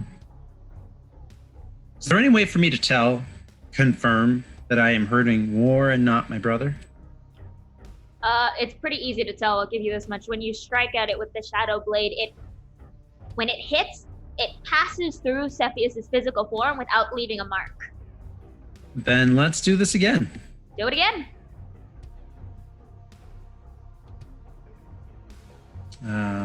You get advantage, so you an 18. I know hits. I can't see the other one because Roll20 window is small. Yeah, 18 hits. On a 19. That hits. Let me do math against just gonna use Cepheus' points. 12 minus 9 minus. You rolled really well on that damage. Good lord, Scrat. Isn't there a condition in Hypnotic Pattern where, like, if you take damage, it frees up? No, I think it's if Bubbles takes damage, she loses concentration. But I mean, I don't know. I don't know how her spell works, so maybe. It's one of my things as a wizard, I think.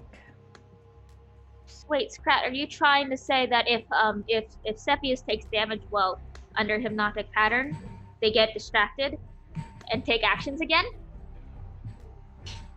We should find out if that's true. I'm just asking questions. He's just asking terrible questions, but. However, the effect ends if you move more than 5 feet away from the creature, if the creature can neither see or hear you, or if it takes damage. I'm so sorry. God damn it, Scrat! Wow, Scrat! Wow! I don't look these things up on purpose. Normally, I'm the one who does that. Wow! Cool, okay. Ignorant. I will say, though... We got 2 turns out of it, which is one more than we... You got some out of it. I'm technically doing it on Steph, and they're technically attacking War. Technically, that sounds like a bunch of bullshit. Technically, that's all I'm saying, though. Technically. I love you. I'm sorry. That was super cool. No. But you set it up really well. It is a load of bullshit. War maintains hold of Cepheus. because Roar's rolling really well, and as per the rules of the spell, they regain their actions, so they are no longer incapacitated. And I can no longer do anything. Do that. Yep. But you got 2 rounds out of it, so not bad. So it's double layup. So it's 1. Does a 19 hit you, Susira? Oh yes, yes, absolutely, for sure. That is Oof. 2 rage. That is 17 slashing damage, and we're doing Booming Blade again. Oh, it's a 1. 1 thunder damage. And another two-handed. I have 1 hit point. Cool. Does an 18 hit? An 18 hits. Well, Is there any that's way? more than 1. Is there any way I could like action surge or anything to like throw myself in the way? You can burn your reaction to take that last one. Feck it. Yeah, do it. I'll take it. Okay. You take 13 points of damage.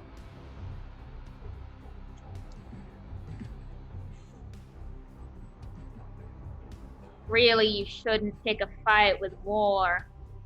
Really. It's good, it's your turn. I'm gonna summon my blade to my hand. Which you can do. I can. You can, and you do. However, I don't actually have any simple damage in my... No, wait, I do! I have a dagger, so I'll make attacks with a dagger and we'll use Shadow Blade damage. Yeah. So, I am now finally dueling. Finally.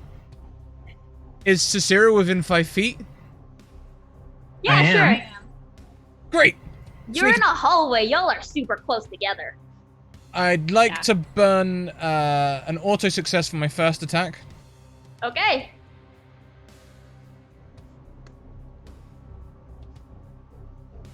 Nat 1 the sneak attack, but still, there's 8 points of damage. Okay, 8 points of psychic damage. I'd like to action surge and attack Okay. again, this time using advantage. Okay. Well, that's good use of an advantage there. That's hit. There's another 12 points of damage. Okay. Bonus action, second wind. Okay.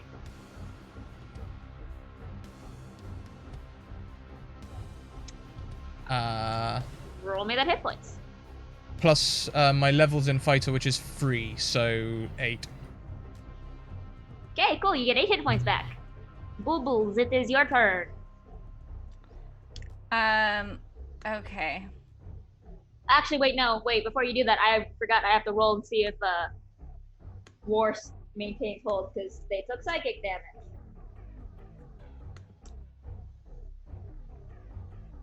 War barely maintains hold. I did not think to prepare psychic damage on the day of my It's daughter's okay. wedding. I did not think this was going to happen today, but here we are. The only thing I can think to do, because it's something that Seth and I do quite often, I'm gonna reduce him. Do it. So I cast... That actually should reduce his damage output. It Yeah, should. I'm gonna reduce should. him. I cast it. He has to do his best save. It's a con save. I will say, because this is something that happens often, and because War just barely made the DC to hold on, there is a moment where the eyes go normal, and you see like Seth straining behind it, and he lets this happen, and he shrinks. My best friend. Okay, he shrinks. What happens when you reduce? So his size is halved in all dimensions, and his weight is reduced to 1/8 of normal. So we determined that he was like 3. He's like 4 foot or 3 foot something. He's small. Yeah, and he's like very small enough so that like Bubbles can actually hold him. Oh, I forgot he no longer had his axe. Oopsies. Oh well. Yeah. And then he has. That's okay. We got an extra round out of that spell. Yeah. Yeah. That's fine. Worked It all out. evened out at some point, so cool. He's just punching. He has disadvantage on strength checks and strength saving throws. The target's weapons also shrink to its new size. While the weapons are reduced, the target's attacks with them deal 1d4 less damage. Okay. Cool. There's a tiny Minotaur. Oh, tad baby. And I'm gonna say as like a free action, grab him. Okay. It only lasts for a minute. Lucira, it is your turn. I'm gonna grab him. I have 1 hit point. Should I heal myself or should I grab him? You should heal yourself. It lasts for a minute, so. Okay. I am going to spells. What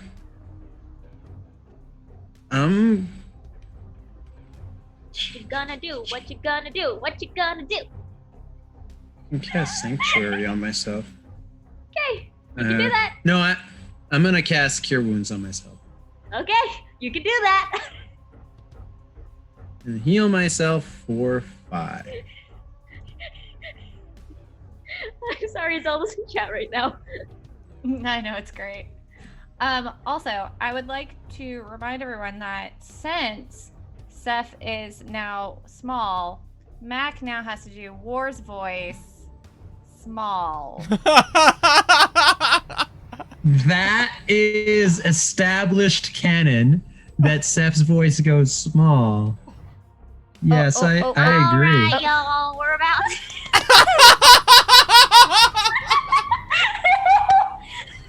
You sound like one of the kids from Roseanne. Oh my gosh, I love it. Fuck y'all. Well, it's really easy for me to do tiny voices, so, you know, this is fine, y'all. I'm sorry.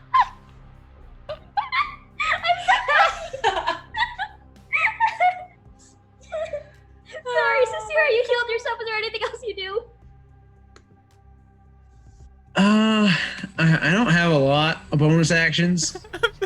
Josh's face says that his life is now complete. Okay, that's all I'm saying. It is. Most of my bonus actions consists of hitting a second time, but I can only do that if I hit a first time. I don't think. No. I don't really have much to do with the rest of my turn, so I'm just gonna heal myself and call it a day. All right. Well, it's Cepheus' turn. Cool. All right. Do I get disadvantage on my attacks if I'm small, or do I just do less damage? Hold on. I clicked out. You have disadvantage on strength checks and strength saving throws. No, it just says your weapons are reduced. Okay, cool. But so your strength checks and strength saving throws have disadvantage. I will say, you know what? I'll say Tiny War has disadvantage. Nice. And that's a nat 1 on Skuka. So, on a nat 1, because I am a benevolent DM who follows her own rules, I am not taking a complication. But I am giving you the benefit of, because on this fail, you have the option of picking up Tiny War. or doing something in retribution to this nat 1. You can do something on this turn as Tiny War, not used to their tiny size, misses you.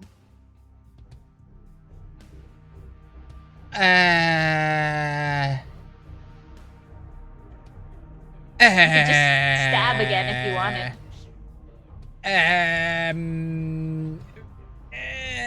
I mean, heck, it'd be pretty badass if we actually beat war. Why not? Okay.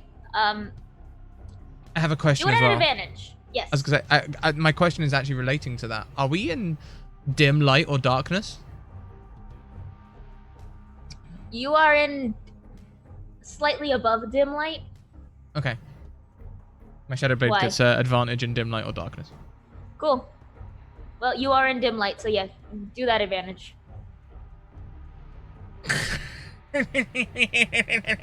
Well, yeah. That hits. Okay, quick question. On crits in combat, I have the option you can do the double damage or you can do regular damage with an effect. Can the Any effect effect. It was an be? effect. Can the effect be to expel war from Cepheus's body? You cannot expel war, but I will say on a nat 20, you can push war back into the corner whence they came.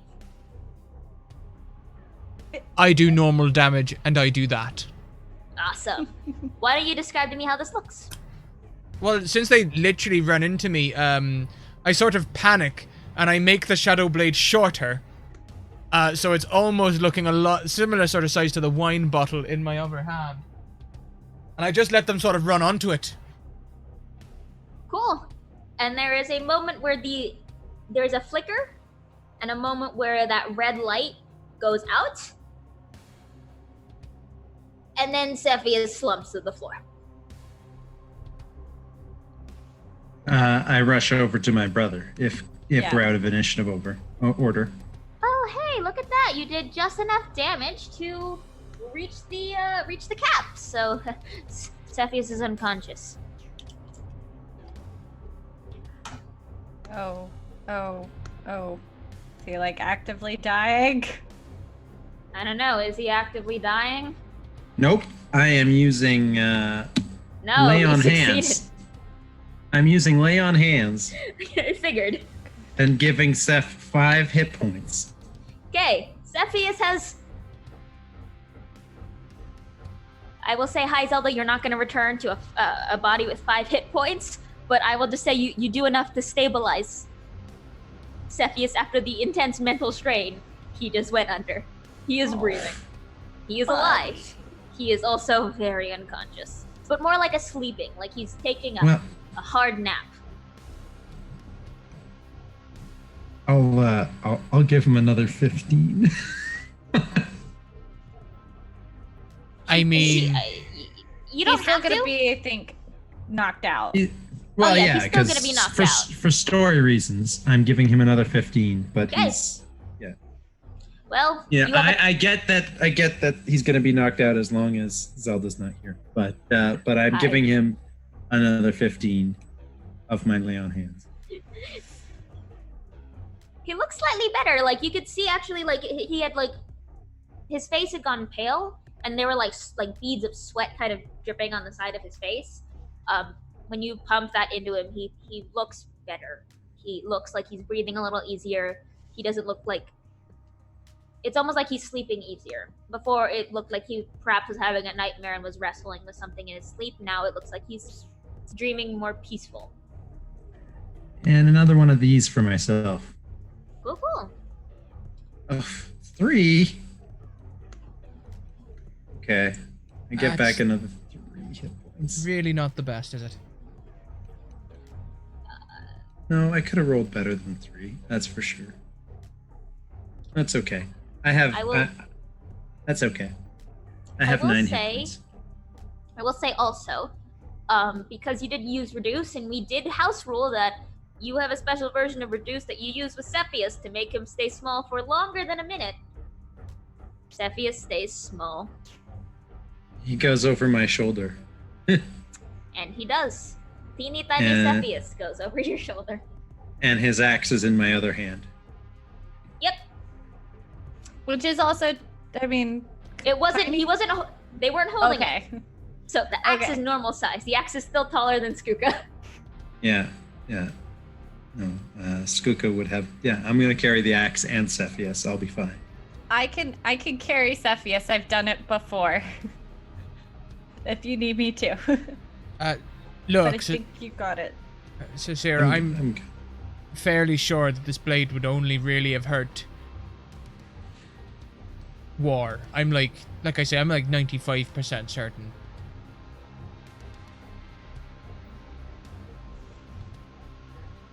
So Sarah doesn't even answer. He just starts walking.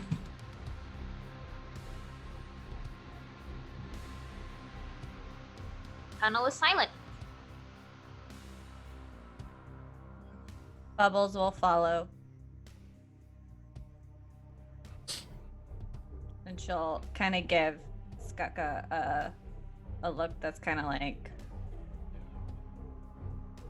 you did okay.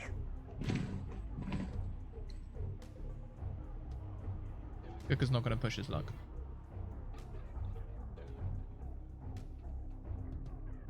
You all can keep walking down this tunnel. Scott, were you gonna say something? I was only gonna say that his wisdom may only barely be above average, but it's still above average. And Sphinx Roll from the chat says, I hope they wounded War's pride. And I'm gonna second that. I really hope we wounded War's pride. That's me talking, not Cicera. Cicera is silent. He's just... Yeah. I could say as the DM 100%. Yeah, you definitely wounded War's pride. Whether or not that's a good thing, who knows?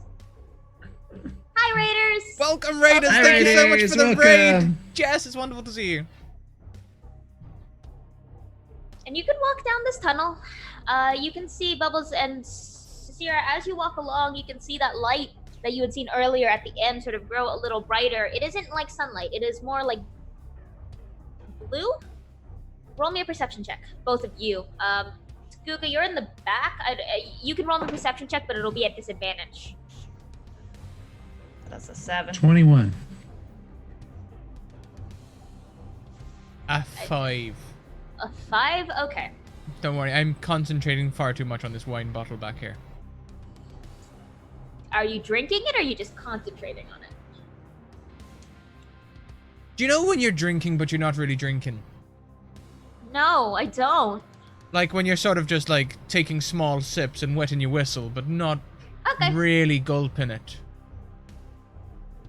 Yeah, you don't have to make a con save then. I will say, for both Bubbles and Skuka, we'll get to why you don't notice this in a little bit.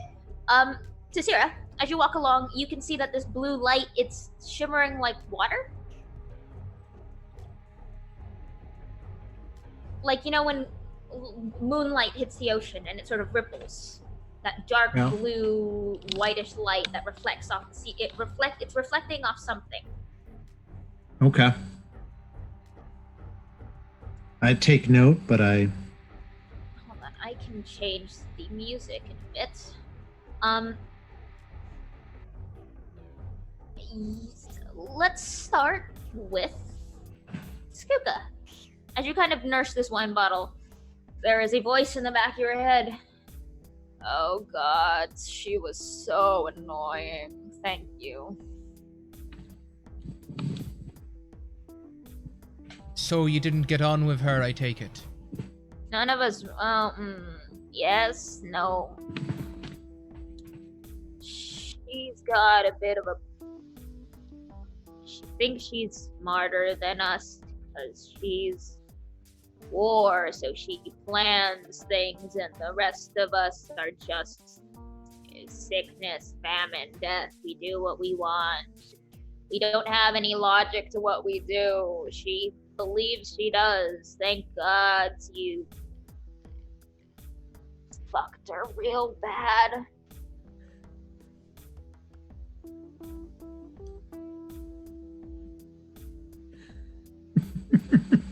I'm picking up phrasing from you, good lord. That's my friend you're talking about, even if they are possessed. It's my coworker you're talking about, even if they are an asshole. I didn't realize it was like a co-worker sort of thing. I just assumed you were all friends that got together to like form a band. You band.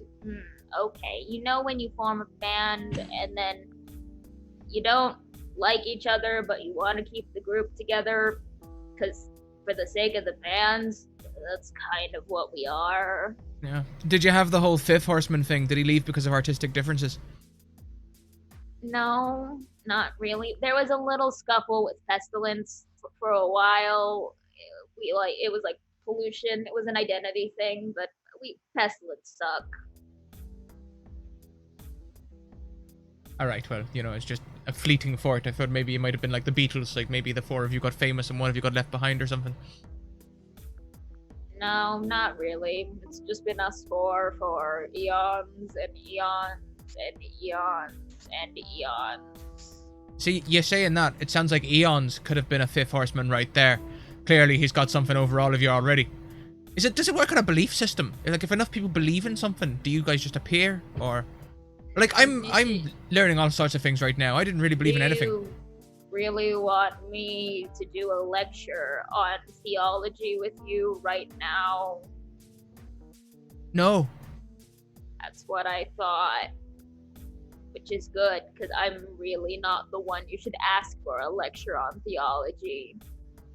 I do have one question for you, though. Alright, shoot. You're famine, right? Yep. So, like, every person that you go near, you end up hurting. In a way. How'd you cope with that? Define cope.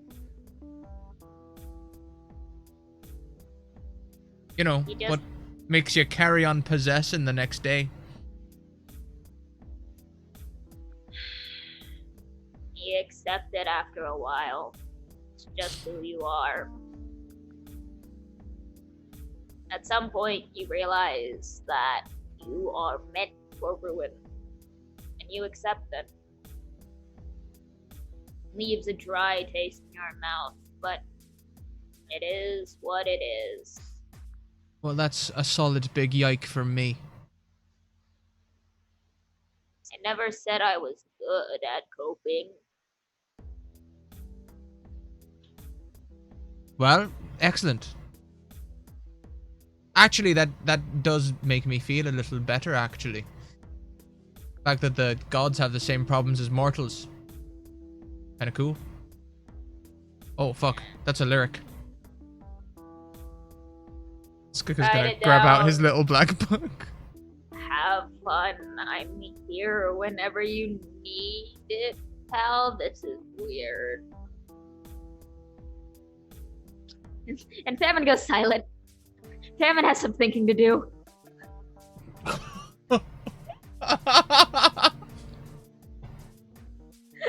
So does Skooka. You fucked up Famine. Damn. Wow. Wow. Skooka's thinking that he hurts everyone around him and then goes and hurts the god that literally possessed him. Fuck me up, fam. First I stab War, then I mentally harass Famine. Fuck. Wait, no, first you dated Skooka. death. You dated death. Twice. You stabbed War. Then you mentally injured Famine. What the hell, Skooka? Skooka is Satan. Skooka is Scratch. Scratch is Skooka. What? Ugh. Bubbles. You Yeah. also hear a voice in your head. It's... Again, dearie, like I said, always a bit of a pain in the ass. Yeah, she's not nice. Well, none of us really get along. We just do what we can. She's not my favorite, to be honest. Ooh, do you have a favorite? Not technically allowed to say. Come on, you could just tell me. To be honest, well, No, I don't have a favorite. I have a least favorite, and that's war. The other two are pretty parallel. They do similar things. They make things sick, they make things hurt, and then I clean up their mess. That really hits home right now. Yeah. You clean up all their messes too, I assume? You know, sometimes you have to be the responsible one. Don't we all have that feeling sometimes? There's the reason why I'm the last horseman. I ride after everyone else and clean up. I don't want to clean up. Think I want to clean up? No, of course not. I could spend my time doing so many better things if I didn't have to deal with them, but here we both are. Well, what do you want? I don't know yet. Spent so long just doing my job, haven't really had a chance to think about what else I could do.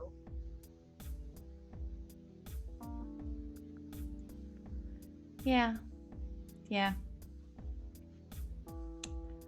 So yeah. Sorry we hurt your friend. Or Not my your friend. least favorite. Please, no, I thank you. I can rub this in her face later. Oh, would it hurt her feelings that happened, or her pride? I feel like I have to tell. Oh, goodness, yes, it would. Wonderful. She thinks she's I will so tell much my friend. better than the rest of us. And I mean, she got taken out by Skuka. That's surprising, Ooh, to say the least. No offense. Well, it's my brain, so I don't care. Offense. Don't worry, your secrets are safe with me, dear. A little offense. Super offense. I'm talking to death in my brain. Offense.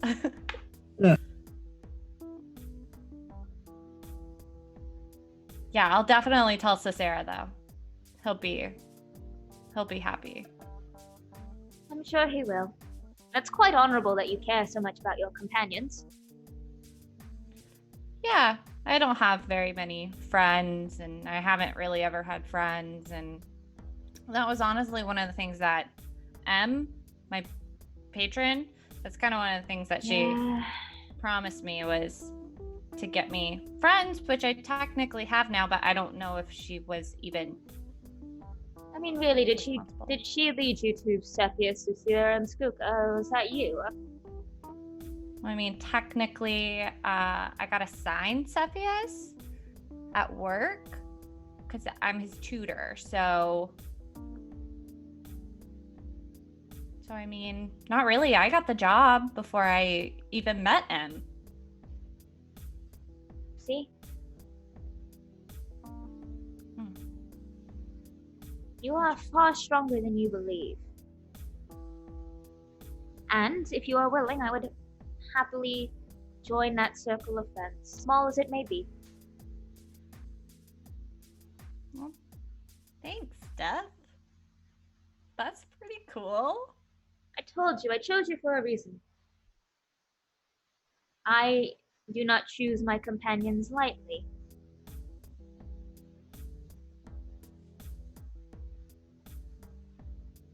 Thanks, Death.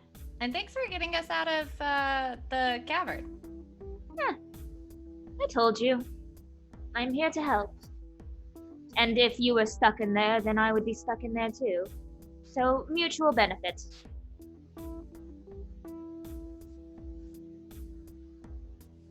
Yeah. All right, And, so I guess... Go ahead. No, you. I was gonna say, so I think we're gonna go through that. I mean, there's a light up there. I'm guessing that's the way out of here. I was about to say, as you sort of finish this last spot, you kind of step out, Cicera first, Bubbles second, Skuka last, into another cavern. This one made similarly of that sort of geometric blue and white stone. However, the far wall is completely blanketed by a massive tapestry.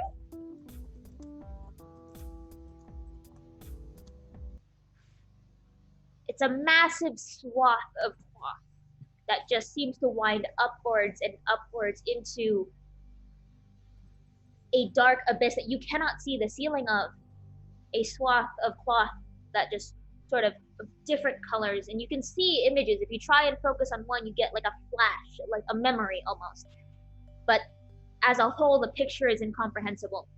And as you follow this tapestry down and down and down, you can see it trail off incomplete into a little machine, a weave machine, sort of spinning away on its own.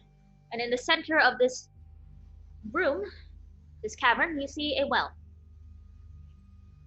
A very mundane looking well, actually. The stones themselves are black and chipped around the edges, and off center in some parts, the arch around it is made out of like purple shingles that are chipped on the edges. The wood that holds up this arch is dark and splintered, and the bucket itself kind of hangs loosely, but the water inside seems to sparkle with this brilliant radiance, so much so that it sends showers of light across this tapestry, across the cavern, dancing across your eyes. Around the well, near the machine in the corner, there are 3 women. Their hoods up in simple, dark purple robes. Who are you? Ooh, which one do you talk to? There's one by the well and 2 by the weaver, the loom. It's a loom. That's what it's called. It's a loom. I know words. I'm just saying, who are you to the 3 of them in general? Okay. I guess the closer one is the one by the well, so I guess it probably seems more like I'm talking to that. Okay. Though Sasira didn't intend it at any one of them in particular, but it probably seems like he's talking to them. All right. The one by the well looks up and make me a perception check. Okay. 20. Ooh, on a 20. This woman looks up. Her hood is still raised. She looks at you.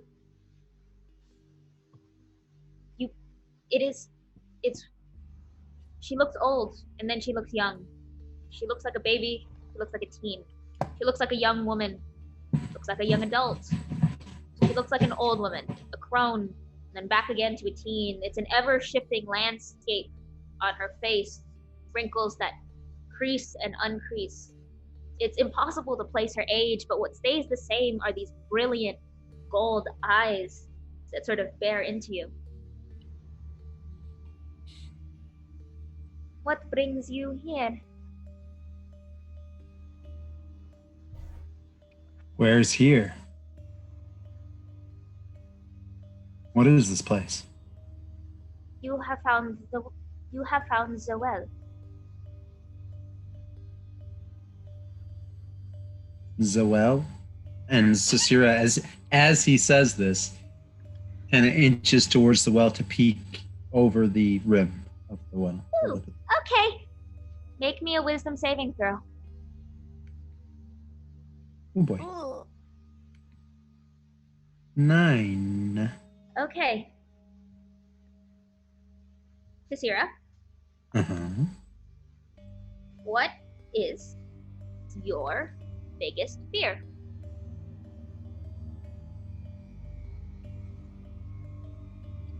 Oh boy.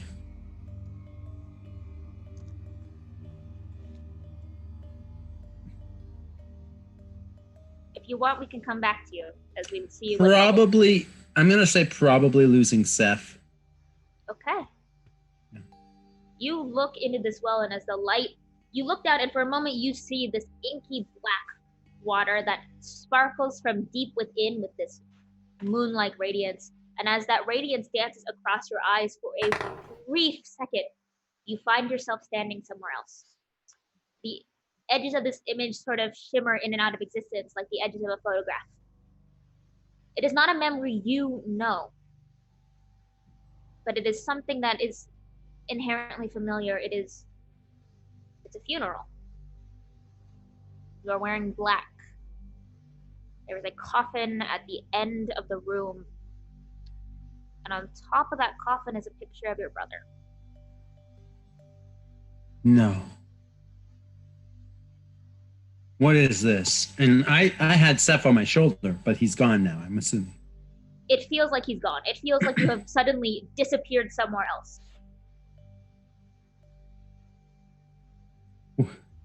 What is this?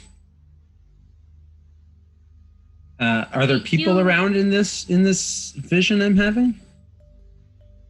How long did you look at this well? I guess is the better question. Did you look and stay looking, or did you just do a little peek and pull back?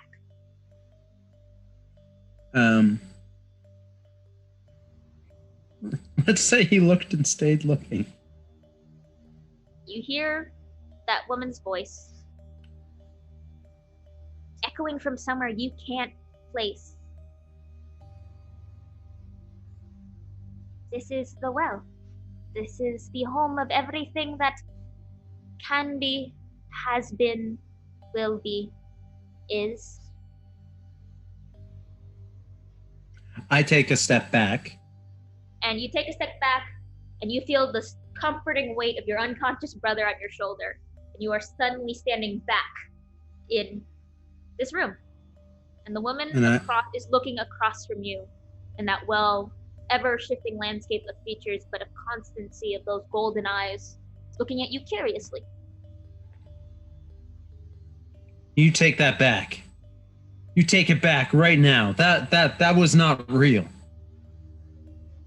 That's not what will be. Never. Not if I have anything to say about it. How do you know that? Says a voice from behind you as one of the other women from beside the loom looks over at you. Again, that similar shifting and unplaceable landscape of features. Her eyes burn silver.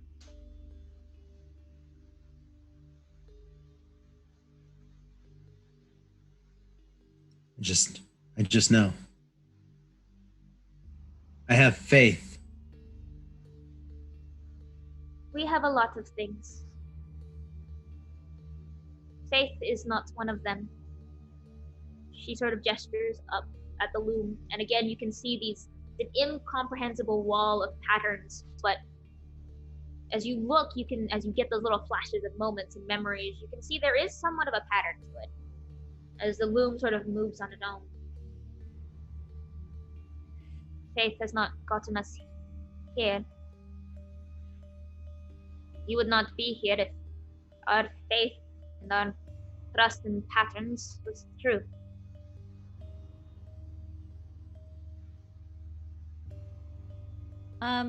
Well, actually, we're here because Death showed us the way. As he would, and the third woman looks up. Similar, now you can all see it, an incomprehensible.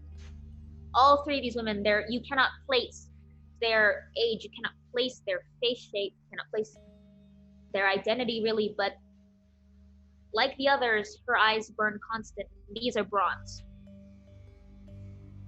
As he would.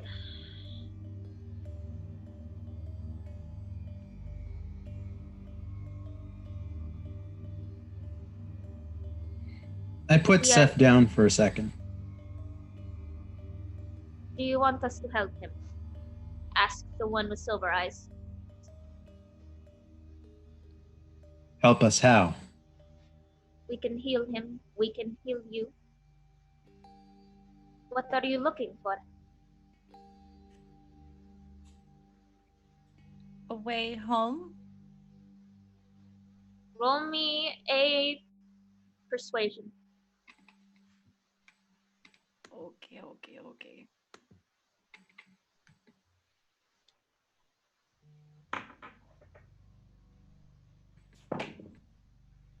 Oh, balls. 9. The one with golden eyes, who's the closest to you, takes a step closer. Sort of looks you like dead in the eyes, almost studying you. That is not just what you are looking for, isn't it? Do you want answers? Do you want explanations? What is it that you seek? Listen, if I may. I'm building up a pretty strong track record of hurting everyone I walk into. It might be better for y'all if you just, like, you know. I saw that head roll, Bubbles. I saw that. Alright. I mean, why is this about you now? This is... Do you see what this is? This is about breaking people's hearts.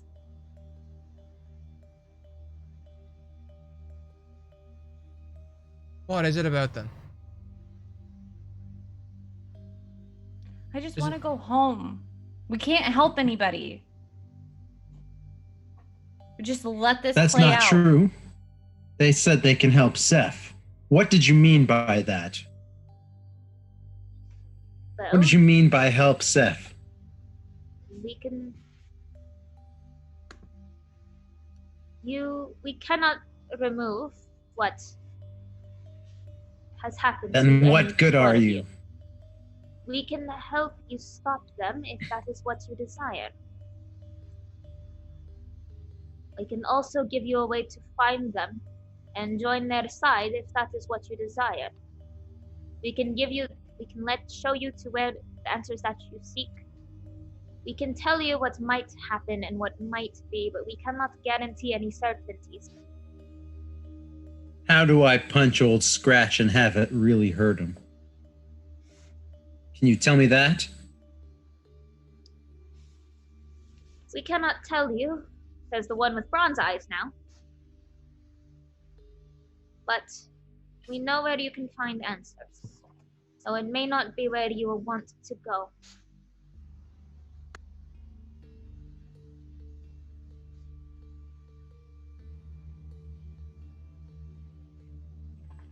Like I've always said, you don't pick the ballroom.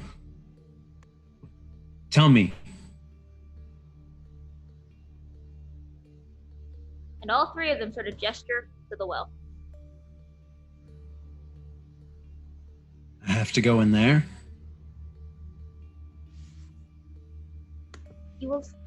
That well was used once by a god to gain knowledge of things beyond even his comprehension. You go in there, you might find the answer that you are looking for. You might be able to better make a decision about, well, they sort of gesture to the end of the tapestry, and you can actually see, as this tapestry is sort of weaving on this loom, there are breaks in it. You can somewhat see a pattern that repeats, like a tessellation, and all of a sudden it stops. The string itself seems to be knotted and warped.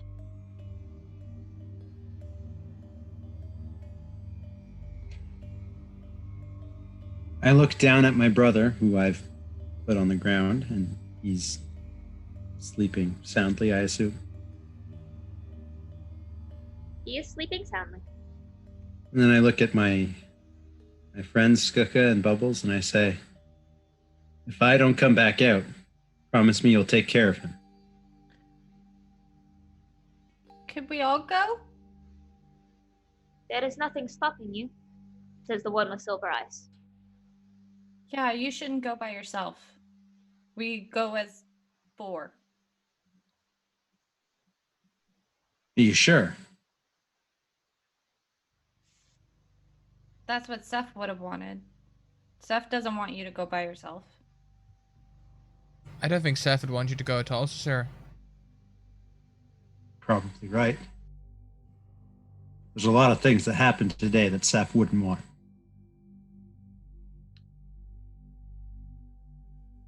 Why don't the two of you let me go?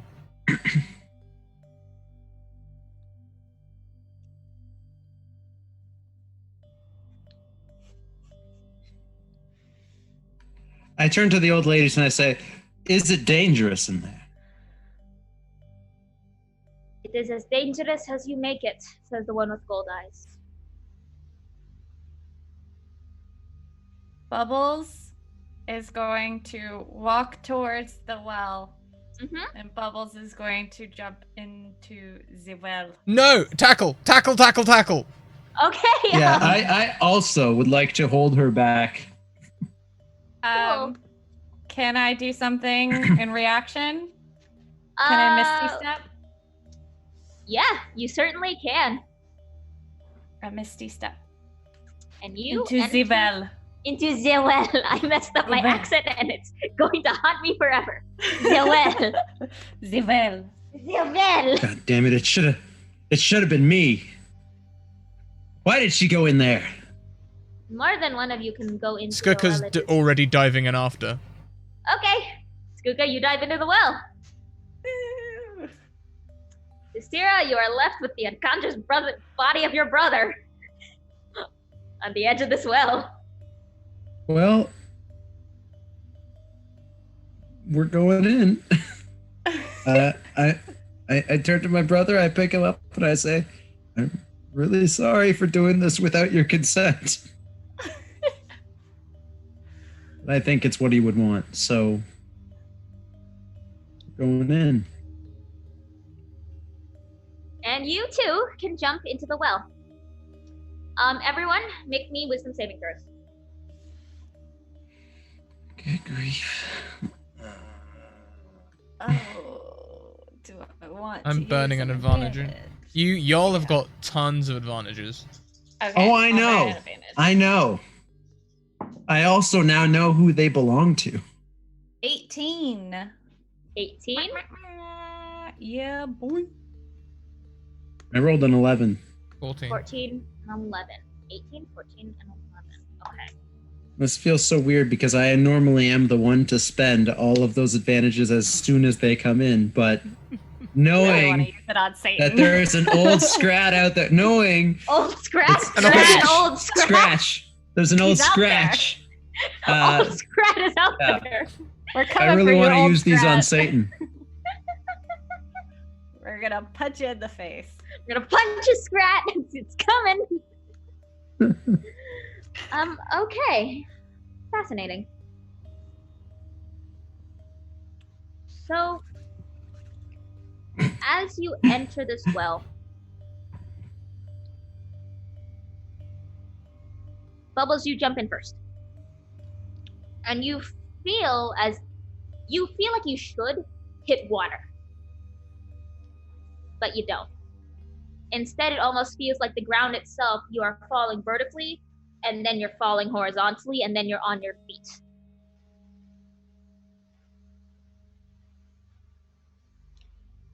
Skuka, you dive in, and again, it feels like you should be going vertical, and you do fall vertically. You feel that jolt in your stomach, and then all of a sudden you are walking. You are horizontal. And you stumble next to Bubbles. Sisira, you are last. That same sort of twist and that feeling that twisting feeling in your gut as you fall, and then you're walking horizontal, and you are in a space that it's foggy. When you take your steps, it sort of plinks in shallow water. It's oddly similar to that one dream that you had, Skuka, a night ago. It seemed so long. But it's foggy, and then suddenly the fog starts to twist into shapes. It starts warping and whirling, and Sisira, Yes, is my brother still on my shoulder? your brother is still on your shoulder, Okay. but what is your biggest dream? Your My ideal biggest dream? Like my biggest desire? Yes.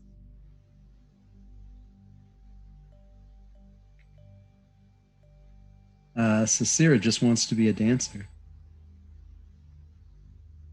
And as the mist sort of swirls, it starts taking on color. the pale tan of hardwood floors, the deep, rich marble of tall columns, rich velvet red curtains, and it starts to form into a ballroom. Elegant, old-timey.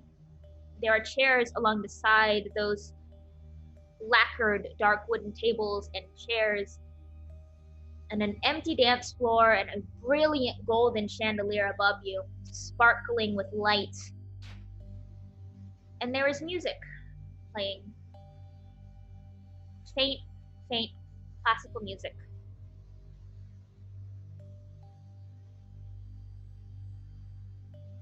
As I pull up classical music.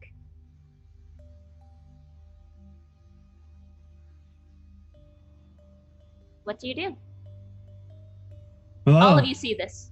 All of you. Oh, see they're all this. there. Everyone's here. You all see this. Cicera doesn't immediately let on that this is obviously for him. Are you all okay? He says with a bit of a crack in his voice. Why are we here? I don't know. Where That's a are deception we? check. That's a deception check. All right, roll me a deception check. Somehow Cicera knows that this room is connected to his deepest desire, but he would never admit that. But he doesn't lie very well, so... My passive insight's 11. That's I rolled a very 6. Oh. Yeah, you rolled a 6, so you can either do an active insight check or just take your passive. I'll just take the passive. Hold on. I'll Just choose to fail. Sarah, Okay. so Sarah, have you been here before? Do you know this place?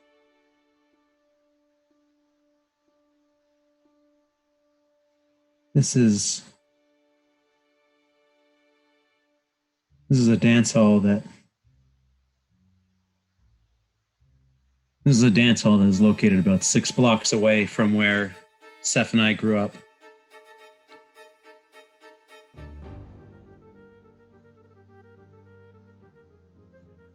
Sarah, make me a perception check. This music is slightly menacing. 22, and that's a nat 20. Cool, on a nat 20. It's funny, as you say this, there's a figure at the corner of the dance hall that catches your eye. And on that nat 20, that silhouette is instantly recognizable. Tall, broad shoulders, cloven bull hooves, tall horns. And he stands up from the table in the corner, turns to face you with crossed arms. It's your dad. And that is where we're ending can't tonight's be. episode of Apotheosis. Shook earth. I'm gonna get so upset. I'm already really upset. Oh. No, Okay. But I'm like, my buddies. Sweet Hi. baby angels. Zelda. So, Zelda! hi Zelda, this is what you're walking into next week. It's Papa. Zelda this week. Oh, well, I'll miss out see encountering the devil, I guess. At least it won't get any worse than that. Mackenzie, 1 up. Yeah. No, it gets worse. I'm not really afraid of the devil. I'm not. Oh boy. Oh no. Well, Hi. this has been fun. Satan Yeah. bless you.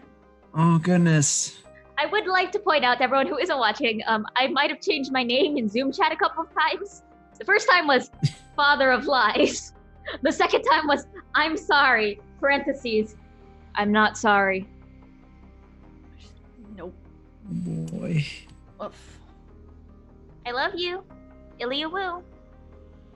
Well, everyone make sure you check out all of these wonderful people around the screen and all of the things that they do. Their Twitter handles are displayed above them and there'll be credits rolling shortly. We will be heading over to the Discord, where I've already made a little Easter egg post over there because Skooker was struck by inspiration.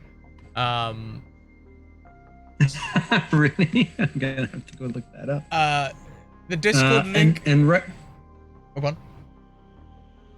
Oh, I was just gonna say, and speaking of what's in the Discord, right about now, everyone is re-examining Cecira's mixtape for songs about dancing with a different point of view.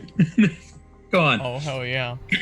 So check out all the closing links. The second one is the Discord channel, where you can find us talking about this show and curriculum Apotheosis.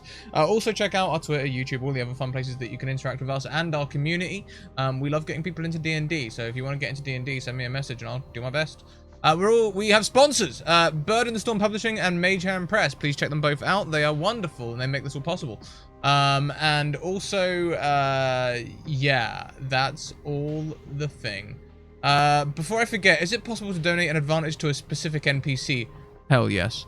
Yes, obviously, of course. Speaking of NPCs, Mac, are you going to drop another playlist for some of our NPCs? Let's see. I can drop the Grounds playlist this week. The which one? The Jay Tucker in the Grounds. So it's Jay /Teresa/Tony, Tucker, the Furbolg barista we haven't seen since episode 2, and the Grounds, which is the location that Bubbles created. So it's a bunch of chill music, very nice. Nothing sinister in there at all. I think I'm with Durza, who's just donated to give donated an advantage to Lucifer. To Lucifer. Yep. So Mackenzie's another one to your bow. I'll update that on the thing right now. I've got to say I'm with Durza. Okay, I get it. I get it. Also can't wait for that Lucifer playlist to drop whenever it does. Yeah. It did already. What?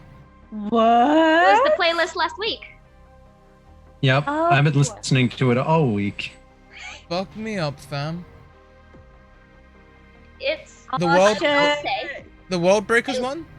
Yeah, World Breakers Volume 1, The Fallen. The Fallen. Okay. Literally just look at any of the songs. It's really obvious who this playlist is for. Oh, hey, it's the Rolling Stones. Look at that. Look at that. Yeah, the devil went down to Georgia. Well. I've always preferred the Levelers version, purely because I got to see the Levelers play it live. I swear, they played that fiddle interlude 7 times, and every fucking time they played it faster. I swear there was smoke coming from that fucking thing by the end of that gig. It was a fucking amazing. Anyway, that's enough of me gushing about songs about the devil. I will also say that is Volume 1. There may be more. I'm excited. I'm also feeling Lucy kind of guilty has about friends. putting Famine through a loop. Don't! That was great! That was amazing. I do not feel guilty at all for what we did to War. Oh no! She had it coming. Oh, Definitely not. She had it coming. So excited.